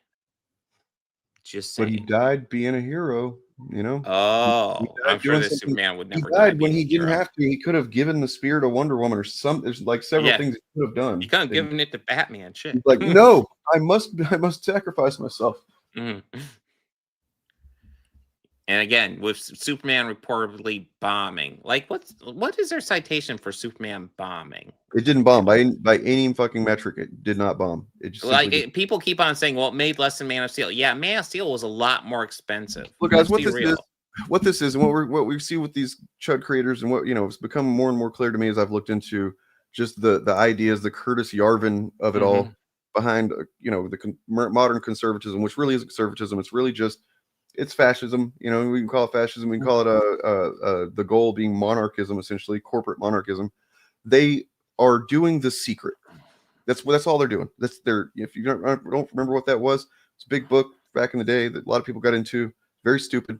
The idea that if you just imagine, visualize the world that you want or the thing that you want, and it'll come true essentially. But these guys take it to the level of they literally just. If you just say something is true enough, that eventually they will make it true. And in a way, they're not entirely wrong. You know what I mean? Look at who's fucking president for the second time. Yeah. You know, all the terrible things happening. In a lot of ways, it does seem like they've managed to overwrite reality with just by like wishing hard enough and repeating, you know, bullshit to themselves until it isn't bullshit anymore. That's kind of terrifying, but you know, that is what's going on. That's what these Chud creators are doing. They've always done. You know, that's where we're So at. a couple of things they do that are really misleading. While the studio claimed the film had a $225 production budget, it's since been reported via Variety that an additional $125 million was spent on marketing. So if you've actually looked at Birdman has talked about how Variety and Deadline, who are fairly reliable publications, so not as much recently, they will frequently do estimates and sometimes kind of just make up shit for well, what we learned is that the marketing is done for like a year at a time. Like they don't build out marketing per movie. You just have a marketing budget generally, and like, you know, those things aren't reported. It's and then well, look at it like this. Look at it like any other product. Look at say a can of Coke. When you buy that, obviously Coke have put into it the cost of production of the can and everything inside the can. Would you include advertising in that, in how much it costs to make that can? No, you wouldn't. It's part of their expenses, just like all the people it employs. I mean, what were the popcorn bucket sales for Superman? Because I saw plenty of Superman popcorn buckets. Thought about getting one. Nothing thrilled me, but I like the movie. It's really silly to. Sorry, go ahead, Ryan. The marketing budget is essentially a film's advertising budget. That's all it is, and it's not fixed. It's not a fixed number because of the way Hollywood works. So they will have a deal in place, a contracted deal with certain places for years. Others they'll do on a film by film basis. But the reason that they don't include the marketing budget in with their film budget is because the two things are not the same. So here's another bit here. So they're citing Forbes here. Forbes recently broke down the film's theatrical revenue and explained how the split with theater chains works. The site notes, given that films generally split their ticket sales 50-50 with theater owners, that means Superman's theatrical net equates to nearly $308 million. So immediately, like that word generally doing some heavy fucking lifting.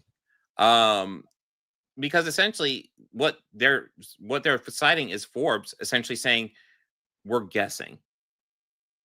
Then they're treating it like, oh, well, this is fact. This is absolute. And it's like literally the quote is Forbes saying, this is what we think. The next sentence gets me though, and that's before even factoring in residuals. Well, residuals don't happen unless the film is sold to somewhere to show it. So if a film is the bottom line, sorry. Actors get residuals when the film is shown by another TV network. So why would that factor into the budget? It would come out of the money they make from selling it to the TV channel that's going to show it. Yeah, residuals, like it's all based on the actor's contract at how much residuals they get. But like the residuals are also like if the movie makes money, they get residuals. That's what residuals are. Period. Yeah. If it's not making money, they don't get the residual check. It's no back end points. None of the actors in this film had a back end deal. Why would they? They were all well, none of them are big name stars. It's not like Jack Nicholson demanding back end for Batman when that came out. Hold on 1 second. Bob of the old ways, McLeod, the thing y'all are discussing in chat is not what we're discussing right now. I think it's kind of silly that y'all are still going on about this. Please stop.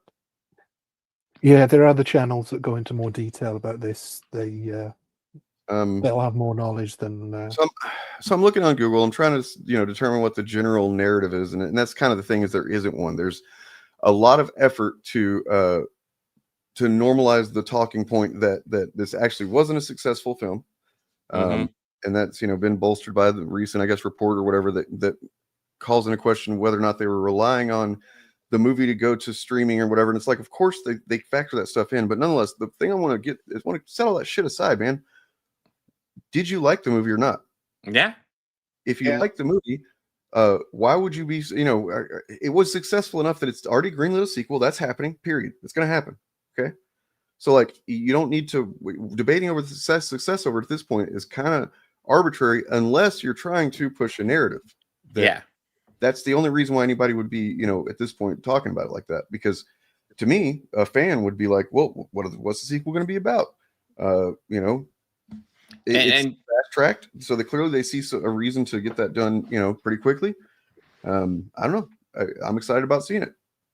So, I mean, the movie made like around what, 615 in the box office. Usually movies can make up to 100 million on streaming once they're released to streaming. And we know this movie was wildly successful on streaming. It still is successful on streaming. That it's doing extremely well. So, I mean, it's safe to assume that there's a strong chance this movie has made over 700 million. Now, they're not going to share that, but it's going to be around that. And that puts it at the 2 times. And that's just giving them the whole credit for the 125 million marketing. We aren't counting, all the extra, like, the company buying the rights to put Superman on a cereal box and all that extra stuff. We're not counting on any of that. Just looking at the raw numbers as they are, and even giving them the marketing bullshit, which you really shouldn't. It still is a success. Given their own metrics, it's a success. But they, let's ignore these are qualifications. It's frustrating dealing with these guys. Yeah,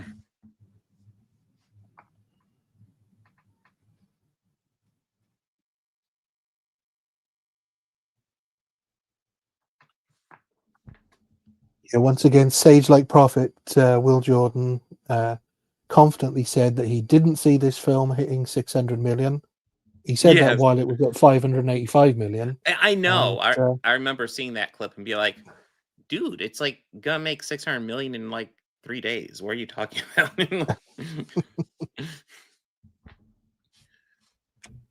But I don't know. I just have to cast a lot of doubt on the people that are so determined to, if they're coming from, almost certainly they're going to be using Cosmic Book News, some of them for, sourcing their information. So, but I think it goes back to what you said. The reason you want a film to be successful is in order, really, to get a sequel. That's the only reason for wanting a film to succeed, as long as you enjoyed it. And this film is getting a sequel, so it was successful for anybody who enjoyed it. And if you didn't enjoy it, fair enough. But it's getting a sequel, so for those who did enjoy it, good news. And the question will be now, whenever whenever the sequel does well, if it does well, or the second sequel or whatever, if this DC universe just continues to do pretty well, but maybe isn't, which is really what the issue is here, that there's gray area in whether or not this is a success or not. And it's because as I'm looking on Reddit right here, somebody brings up Lilo and Stitch. What else? Several movies that made Jurassic World. Made $800 million. Those movies did better than Superman. So compared to those, it wasn't a resounding success. However, factors matter. The factors that essentially this brand was kind of dead, man. When you look this brand was fucked. When you look at how bad Justice League did, because it was a bad movie, but also just because at that point they'd already ruined their goodwill with Batman versus Superman. Any goodwill that Man of Steel, provided, which was some, I think. I was looking forward to. For me, it was like tepid. I watched Man of Steel and I was like, okay, there's lots of things I have issues with, but I think there's potential with this. Let's see what they do with it. And then Wonder Woman was pretty good. Wonder Woman. Yeah, Wonder Woman worked. Yeah. And so they were. Look, DC was always at an uphill battle going against Marvel, who had already had a good long head start. And it was going to be tricky for them no matter what. I think they made a mistake putting all of their eggs in the Snyder basket the way they did, but it was at least it was a creative choice. And it just didn't work out. Let's not forget as well, in the early Marvel films, they weren't hugely successful. Right. True. Incredible Hulk, like Iron Man, was a big deal, and I'm pretty sure Iron Man didn't even break 600 million. Let's be honest. That's about how much it made, was 600 something. Yeah. Superman made about as much as Iron Man. Now, also the fact that Superman films historically have not been big box office earners, dude. No. I think that's kind of just like, I don't know, some kind of weird retroactive myth making that people have done in their minds to think that. Yeah. You know, now Batman's he is the one that he makes is, bank. I was about to say, like there's the big Trinity, Superman, Wonder Woman, and Batman. They're considered the big ones, but let's be real. Their big box office draw is Batman. There's a reason why the sequel to Man of Steel did not have Superman's name in it, or not, I mean, did not have Superman's name first, right? Mhm. And it was literally a Batman who had not been introduced yet, right? Like that's not a choice they made arbitrarily. You know what I mean? I mean, actually, just going over this whole article, it seems like it's just all fapping off to this cringy Trump as Superman photo. Like, I'm sorry, these MAGA people are fucking cringe. Like, Yeah, do they're they actually not it is a understand cult, how man. cringe They're a they fucking are? cult.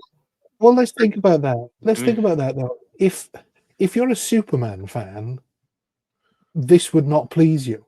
This only pleases you if you're a Trump fan. Yeah. There's no Superman fan thinking, And oh yeah, that's you the know, other a thing. good fit for The reason Superman. why it's Trump. so divided on political lines, by the way, like everything is, but I mean Superman in particular, because Superman is an American icon. That's another thing. It didn't do super well internationally, which they expected. They knew it wasn't going to. It's like just Captain America, and like he's never been Superman's never been big overseas and whatnot. You know, so I mean the fact that it did as well as it did in mostly US, you know, territories is pretty fucking good.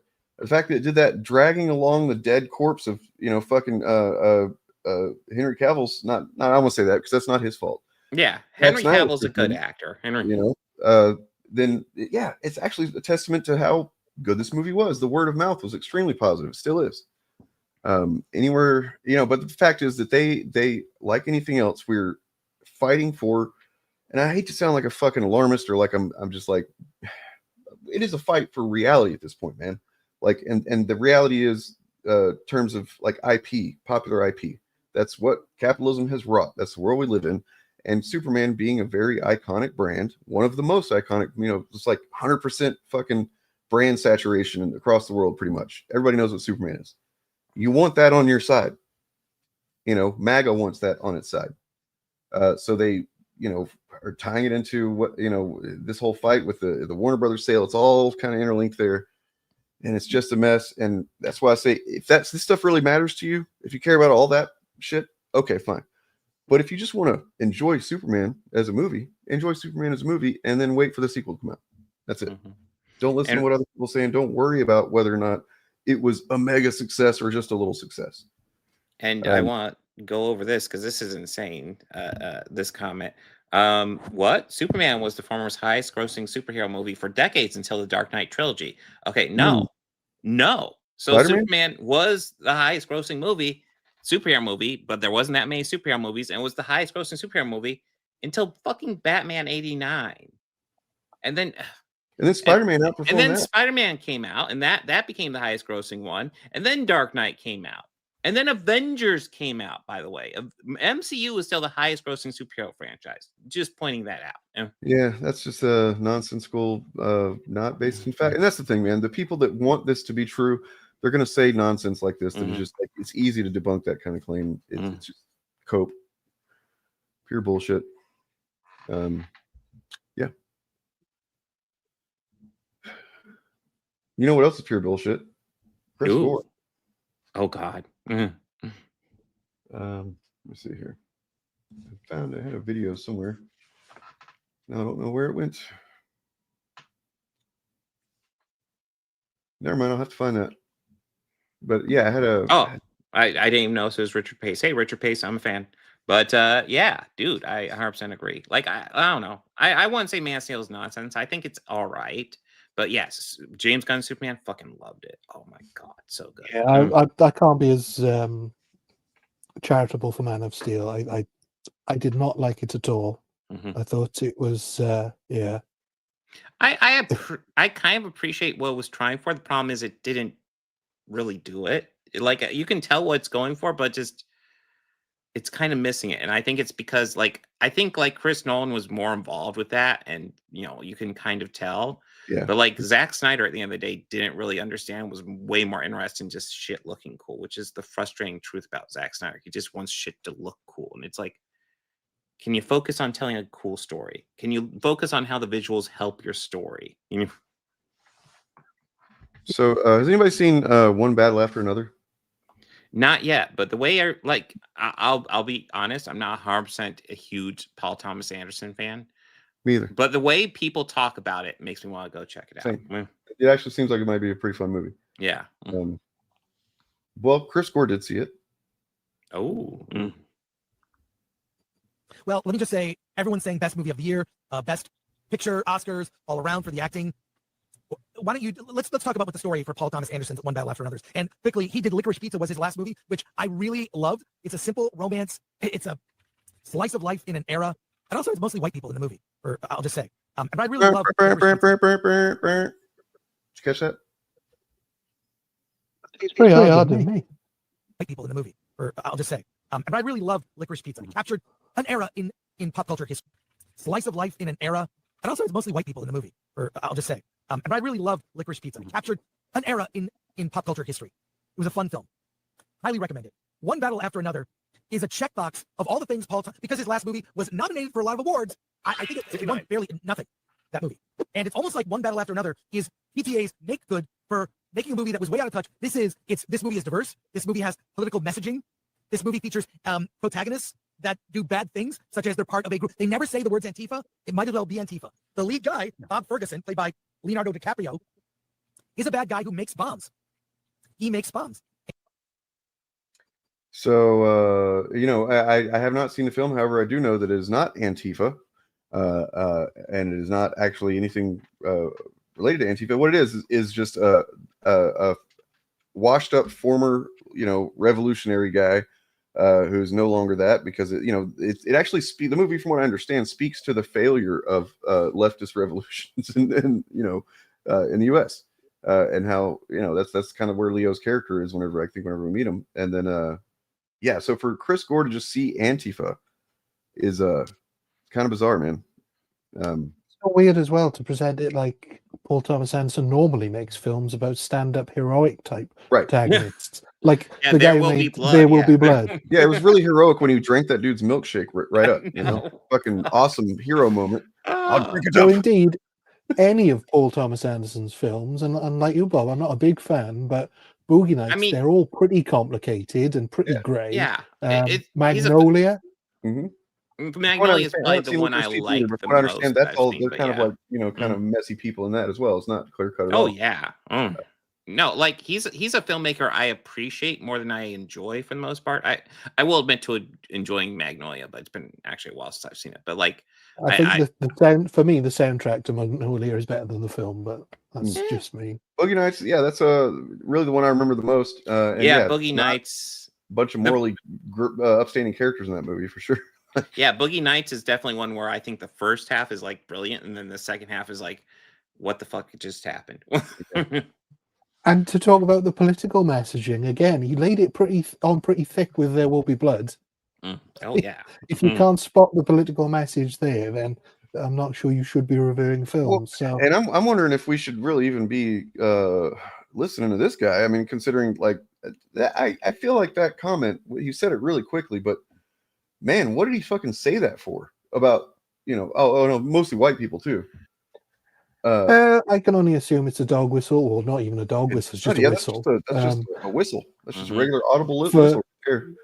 For his pal, Friday Night Tights. That's the same thing as Ryan Kinnell's fucking Batman review, basically. It's just complaining that there were, more people that weren't white. I don't know. It's, yeah.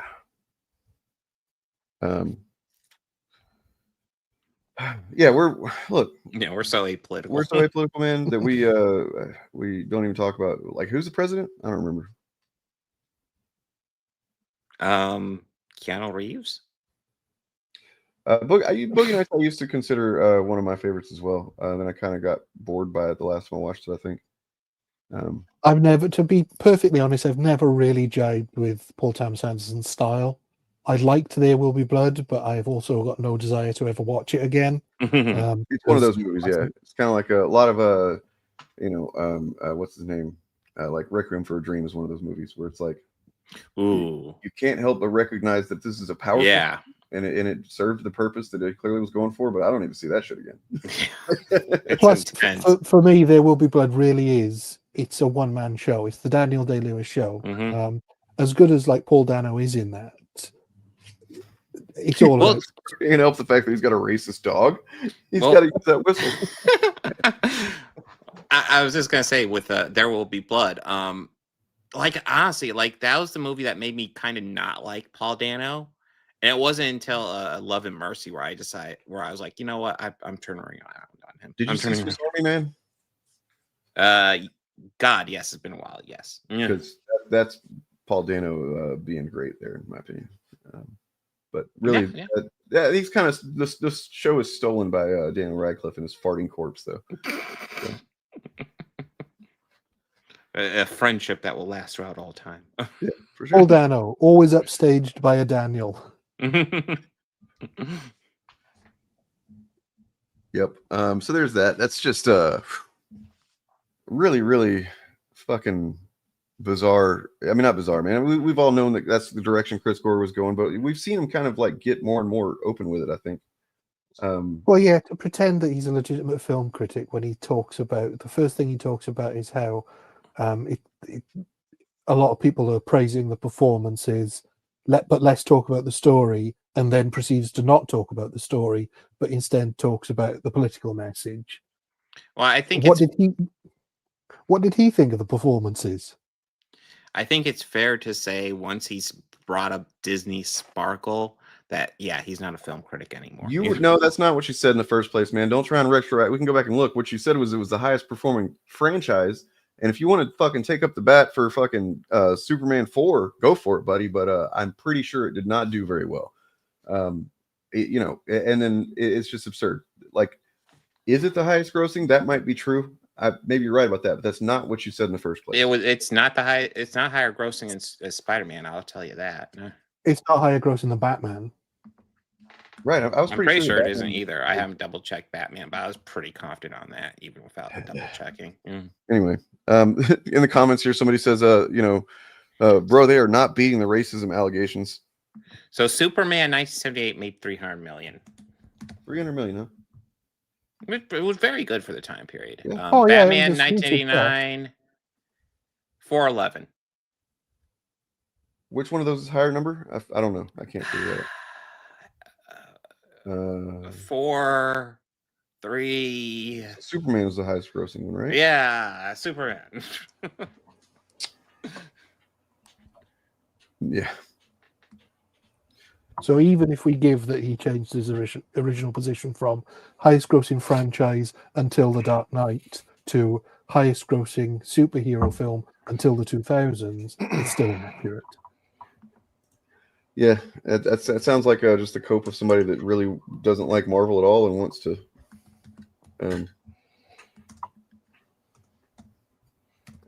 Oh, it's changed again. Superman was the former highest grossing superhero for decades. One decade. I'm going to go back up and I'm going to highlight your previous comments, man. I'm going to do it. You're forcing me to do it. All right. Okay, so... Was the highest grossing film for one decade between 1977 and 1987 when no other superhero film was released, apart from Superman sequels.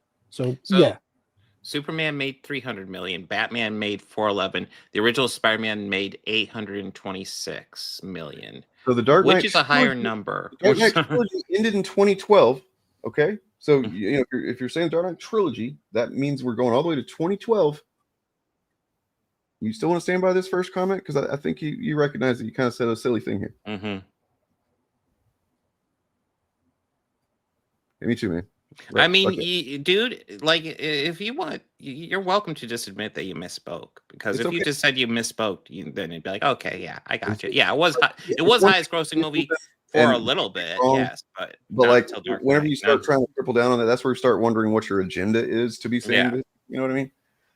The point that we made before is that box office doesn't determine success. So none of us are saying that Superman 77 is a bad film. Right. Richard Donner's Superman is an excellent film. Mm-hmm. We're just talking about the raw numbers. Well, you don't want to get my opinions on that film, dude. You want to see the biggest movie ever? Like, this movie made so much bank. Oh, dude, so successsul. And the horrible thing about that I is watched that movie and it felt like it was like 3 hours long when I saw it. It's like the shortest one by far, too. the budget for the first film in 1977 was $55 million. 10 years later, and they've cut it by a third, and they were still expecting it to make money. That's crazy. But then it was, I mean, it says domestic distributor Warner Brothers, but wasn't that one of the ones made by like Canon? No, this was Canon. Yeah. It was sold to Canon at that point. Yeah. Yeah. I guess they probably still had a distribution with Warner Brothers, but Yeah, sure. Only made by them. I guess Eric is on a secret mission. I don't know. He said he had. No, I'm here. Oh, I'm here. I just been quiet. Yeah. Well, always listening. Oh, shit, man. What's going on? Got the debunker in chief here, not debunking. No. I stepped away for a minute, but I came back and we were talking about like all the stuff here with the budget for Superman and stuff. I just wanted to let you guys finish because I didn't realize what had happened before I came back. So, dude, you're doubling down though. We've already established Batman outperformed Superman 10 years later. So no, he's talking. No, the totality of box office doesn't mean a lot whenever you're including a movie like Superman 4, which made $17 million. And then if you're including the literal Spider-Man trilogy, which fucking made bank, every single one of those movies made fucking bank. Way more bank than I think possibly any Superman movie. Yeah, no getting around it. It's not even a hill you need to die on, man. It's fine. We'll just leave it alone. It's one of those things. I don't know why you're doubling down on it. You could just say, I wasn't thinking. You guys are right, and then it's over. Probably somewhat true, just because it was rated R. And yeah. I mean, I just looked. Are we talking about Batman and Superman films prior to 2000? Yeah, we had a claim saying that the original Superman was the highest grossing superhero movie until the Dark Knight trilogy. The original Superman, the first Superman movie. Yeah. So he said it was the grossing character until the Dark Knight trilogy, is what he said. Character. That's false. Yeah, That's I false. mean, I'm looking right now. The Batman movies up until 2000 grossed over 400 million worldwide, and the Superman movies only did 300. So even if you look at the 2000, it's still wrong. Sorry, it's just inaccurate. It's incorrect. Yeah. No, I didn't even look at the numbers. I was pretty confident in Batman, but I did end up looking it up as conversation went on. I was like, yeah, no, it definitely outperformed it. That's not even talk about Spider-Man. Well, Spider-Man's the #1 character in the world easily by a land, like about a mile. But Batman's still the second. Superman is the third, and Batman isn't even close to Spider-Man. So, in terms of overall profit and sales. I mean, I wouldn't expect Logan to have done as well as like the X-Men films. Just because it was, I don't think they expected that either with a rated R film. But I think it did pretty well considering, right? Like that was greenlit on the back. It's a well-respected movie, if nothing else. On the back of Deadpool's success, though, they were like, "Well, we'll do this." Mice have ears. It was over 600 million pre-2000.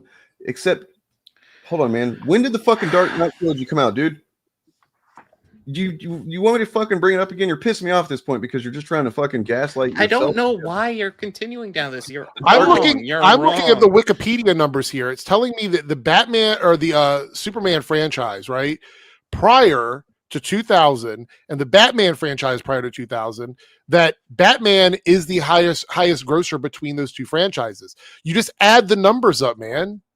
I mean, it's really not that difficult. So I just brought up Superman 4. Now we can compare that to Batman 4. They're both shit movies, but hey, look at that number. That's a lot fucking bigger. I'm just saying.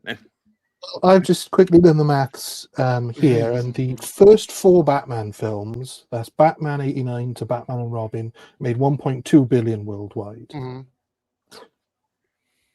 The first Superman, the first 4 Superman films made about 6, and you can add Supergirl into that. It doesn't make much difference. So the first Superman made 300, then 190, so that's 500, and 80, so that's about just under 6, and then 36.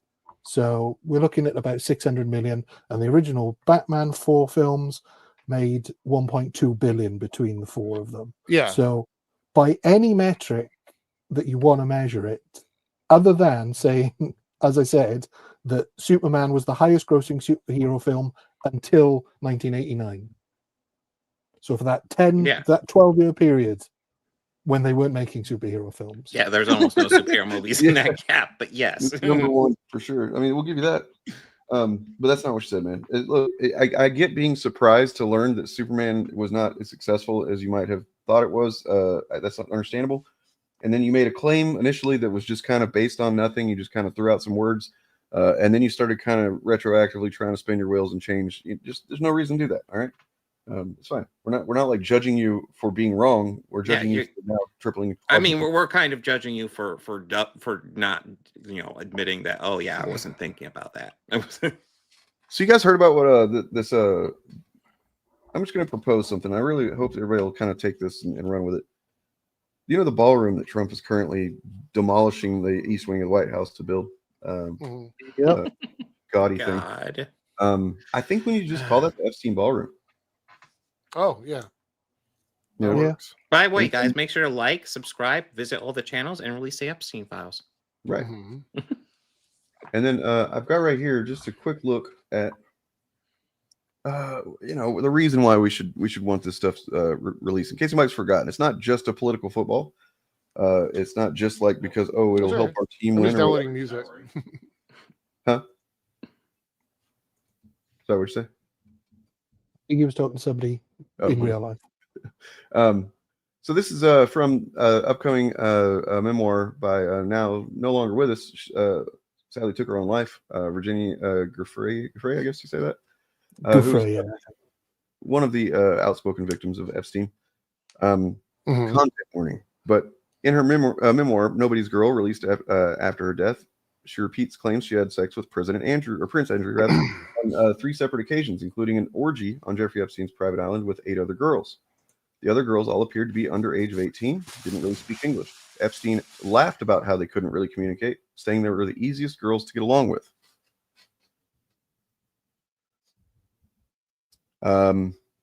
After the orgy, she says she had irregular bleeding and abdominal pain. Epstein took her to the hospital, but she couldn't recall what happened due to the pain medication.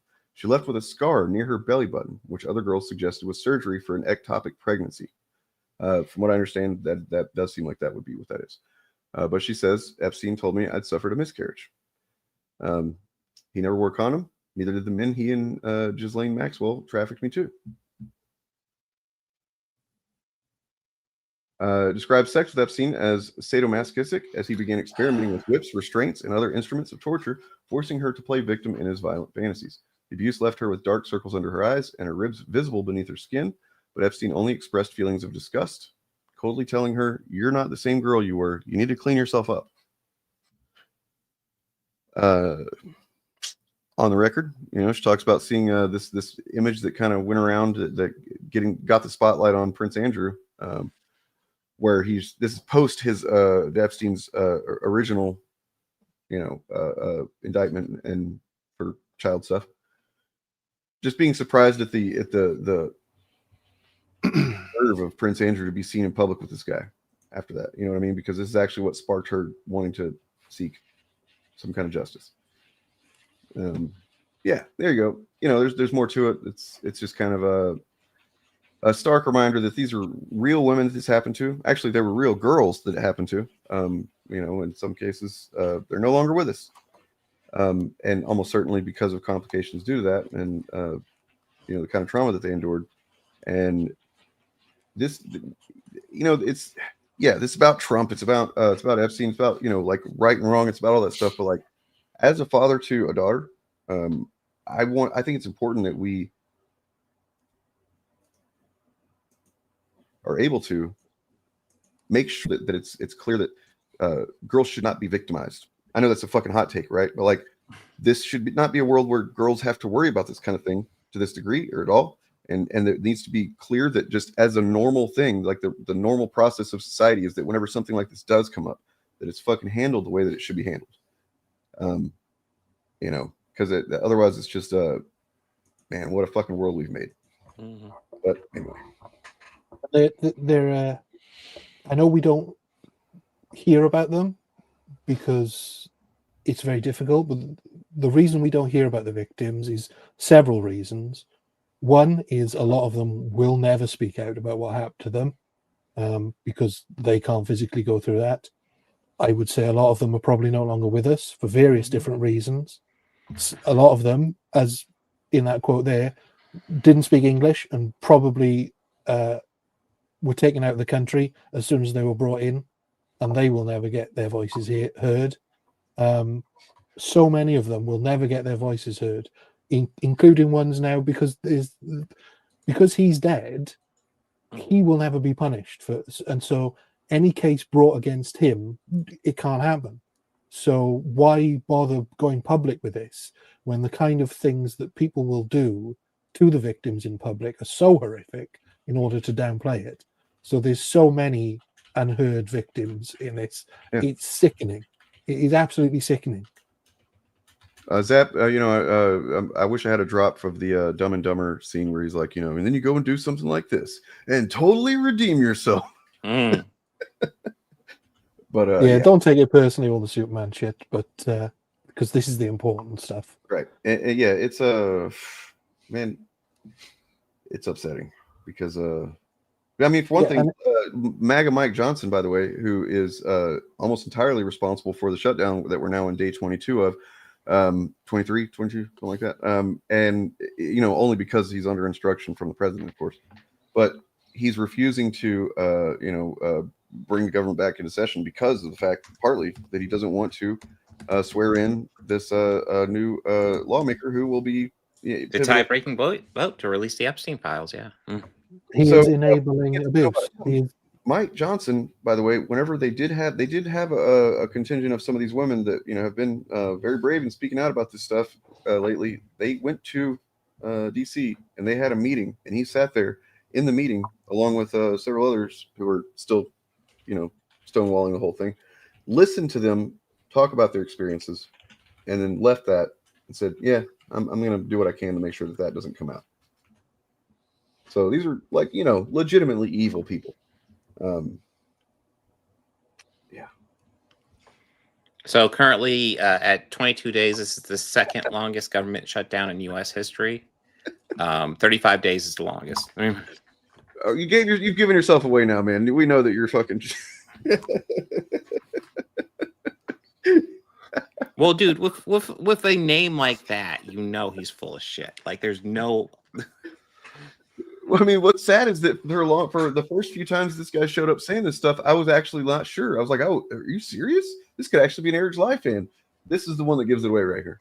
We literally haven't watched it today. Salute to you though, man. That's you've I need to clip that last week's moment too, because that was some good stuff. Hey, just I'm not saying your name, but Eric, if you want to debate again sometime, we can debate again. It's okay. Ripiverse Goalpost disappeared. That account is a dead account. Oh God, yeah. Kind of bizarre, huh? Like, hasn't posted since May of this year.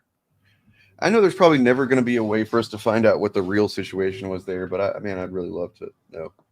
Just like I don't know, some rip of send employee or something that blows a whistle. I don't know, but yeah.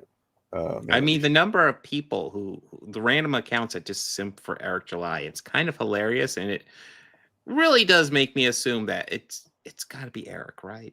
At least a handful of them have got to be Eric. I would put money on that being, if not solely operated by him, the Ripiverse Goalpost, that like very much in direct coordination with him. It just seems impossible that it's not the case. Mm-hmm. Well, I can't help speculate if it was the Soska sisters doing an audition. What's going on for a little bit way before they came into the picture, I think. So that's what I mean. Perhaps they were trying to endear themselves, and so started their own little channel, and then went to Eric and said, "What we've been doing for you." We've identified that he's not actually that. If he's somebody that he's legit, if he's sincere, he's kind of too unwell for us to attack this way. So we can just kind of let him be. Mm-hmm. Yeah. It's Chuck Dixon. Chuck Dixon. Oh my God. Well, what else is he doing besides, I guess, getting mad about, Batman beating up Ice I Agent. mean, there's no good way on your resume to be like, oh yeah, I used to write Nightwing, now I write Horseman. There's no way that is He used to anywhere write but Batman. downward I mean, trajectory. Nightwing, yeah, but he used to write Batman, dude. It's so fucking. Yeah. He wrote a lot. Like, I think he's probably the most prolific Batman writer in Batman history, maybe. Might be. He was writing a lot in the 90s. I mean, it was his run that got me into Nightwing, and yeah. You know what's Thank God, much better writers have carried on the torch since. Sometimes we were talking about the Chud's talking about how political everything is or whatever. Now it's like that's kind of in large part their fault because of what they decided to start calling political, right? Like it was really bizarre to me when I first started paying attention to this stuff to see people referring to just a gay person as political. You know what I mean? Or whatever. It's like, wait, what? It took me a while to understand. Oh, you're in some kind of sauce. It's a very specific mixture of sauce that's got you seeing this as purely a political thing, even though a straight person isn't political, but a gay person is. Well, I mean, part of the issue is that they want to argue, hey, keep politics out of art. But the problem is they've literally made everything political. Gay people existing is political. Trans people existing is political. It's like these are just people existing, and you want to make it political? Are you fucking insane? Are you?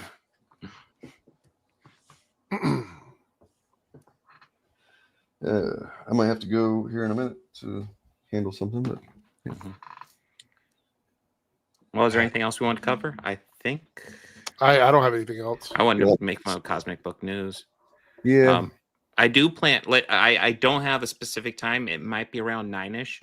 I'm gonna try to do a comic book stream and maybe cover a little bit of Chuds. I want to try to get done before Eric's stream, and I might jump into Eric's stream. Just FYI, Eric. But that'll be tomorrow night. But I'll try to get something. Wait, is somebody in the comments trying to say that Ryan is trans? I'm reading the comment up there now. Trans person at the bottom left. We know you're a female. Actual facts person, but under a bot. Oh, okay, that makes sense. Yeah, I think they were here last week trying to bait us into nonsense. Oh, we've got like a delusional person in chat. I see. Yeah. The crazies always pop on and around about this time. We don't want to be part of your cult. I feel like they get off work and they rush home to like try and troll our stream. Yeah, it does tend to happen like right around the same time, right? Like, yeah.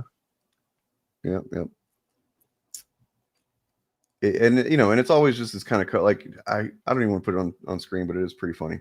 It's just trying to, like I was saying earlier, they just say things and they want to will it to be true. Like, we won, we're winning, you're crying, we're winning, I swear we're winning, you're crying. If you've won, go out and enjoy the spoils of your victory. Right. Imagine winning so much that you can't even handle when other people are like, don't recognize you're winning. It's a real insecurity problem that you got there. Whenever in the past in my life, I've won a few things here and there. When I've won those things, I don't really tend to worry about people saying otherwise. I'm too busy just basking in that winning glow that you certainly must have now because you've won. But did you know Geeks and Gamers 2? He's got a channel that. God. Geeks and Gamers 1 is dead, and then Geeks and Gamers 2, I think it's more active, which is like why? Well, probably because it's just not as I don't know. It's because I don't know. Maybe he just recognized it was a dead channel. Geeks and Gamers 2 used to be Geeks and Gamers Girls. They rebranded it. Oh. If you look at their live streams from Geeks and Gamers 2, it used to be a girls channel. It was like a pink version of Geeks and Gamers logo. Yeah. So it's trans now? What does that mean? I assume it means I guess so. Yeah. I assume it means they tried to get girls interested, but now they can only get 2 people interested. And also, it's not doing well views wise. It's getting about the same amount of views as a channel about half its size. I guess is the best way to put it. I think it was like 60 or 70,000 subscribers when I looked. All right, Bob of the Old Ways has a new video out that you should check out. It is about is it part of the new mythology series, Bob? I forget. I've not watched it yet, but I would recommend it because I know what it's about. And I know what, generally what the vibe and what the theme is, and it sounds awesome. So I will watch. Had a new one come out a few days ago as well, which is as good as you would expect from our good friend Pillar. This is about AI, and his dog makes an appearance as well. So it's very unprofessional to have your pet making an appearance in one of your videos. What the hell? Who's the trans woman? Morgan GN. Who is Morgan GN? Do they mean GM Morgan? I mean, are you a chaser? Are you trying to hook up with, Yeah. Like, why is this? I mean, and honestly, you seem to be like really if one of us focused is in on trans and this. you don't know which one it is. Look, we're doing something right. You know what I'm saying? this person was Caitlin, and now they're Earlville. I mean, someone's definitely rejecting me. They've changed from the female name to a man's name. Maybe take a look in the mirror, buddy. All trans women, you should get more men on the Shillcast. Right. That's true. We're not diverse enough now. Yeah, we really become kind of an echo chamber, kind of like what Geeks and Gamers is working on over there. Yeah. I did want to point out that I think it's objectively hilarious and awesome. And I hate to say this because Newsom is not my preferred guy, but the fact that he called the National Guard to come help out with food drives and stuff like that in California, it's pretty epic kind of turn of events. So I hope he keeps that. Dude, it does frustrate me because he'll do like a base thing here or there, and then he has like a thoughtful conversation with fucking Steve Bannon or some piece of shit like that, and it's like, fuck. Well, he's a politician, and he will, in the truest sense of the word, and so yeah. Pillar of Garbage decided that he just decided, like, he just doesn't want to let those of us with an edge, like myself, Eric, Bob, Ryan, that actually were showing our faces in videos. The only thing we had going for us. And then he's like, no, I can't have that. And so now he's put his what is it? Fucking Joseph Gordon-Levitt looking ass in his video. There you go. I was like, Jared Leto, you. Or was he so inspired by us regularly showing our faces that? Yeah, I think that you said it in Discord, Ryan. This is what I agree with. That he didn't want people to judge him for the wrong reason. So he was making sure that his intellect and his thoughtfulness and everything came first, and then he would show everybody that he's essentially an Adonis. So all right, you guys are cool and fun, and I'm glad that we're all trans women together. Trans solidarity. The beard is a dead giveaway. Yes. Yeah, anybody promoting something? I gotta get out of here. I gotta go grab something. I did a video on Mauler, Nerdrotic, and As. They just went up earlier today. Oh, nice. I have my Superman versus Man of Steel video. It's doing all right, but could definitely do better.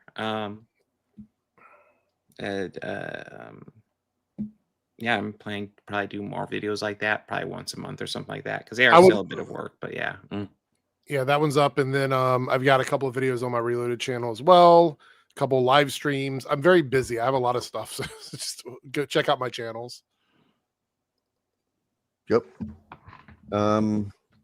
I am currently dealing with some stuff as far as medication, having a lapse in that. So hopefully, I'm really wanting to get into making videos again. I've got several ideas for videos that I want to do. One of them in particular is actually about Eric July, so maybe factual facts there would have something to because I really want to point out how Eric July has just like broken every single rule that he's claimed to be against. You know what I mean? Like all the token and legacy and all that stuff, because once again, Isom is a legacy character, that kind of thing. I just think it would be great to have all that collected into one video just to show how he, yeah. Sorry, I'm a bit distracted. But these guys have never been hypocrites. So I don't know what you could bring off of. Oh, well, good luck to you, man. You're gonna have some fun responses for sure. They literally EFAP fans are very reasonable. Yep. Just thank them for their patronage and their engagement, because otherwise you're just going to be there forever. And I can't wait to find out what the one thing that they're going to latch onto about you is, because everybody's got one. Anybody that criticizes them, they find the one thing that they're going to latch onto, and they will never shut up about that thing. And that will be the thing they use to discredit everything you do for the rest of eternity. So I think bad faith is their go-to. It is. Woo! Bad faith criticism. Are you a talentless YouTuber pretending to be an expert? Do you have a tantrum when you're criticized for being totally full of shit? Then the excuse you need is bad faith criticism.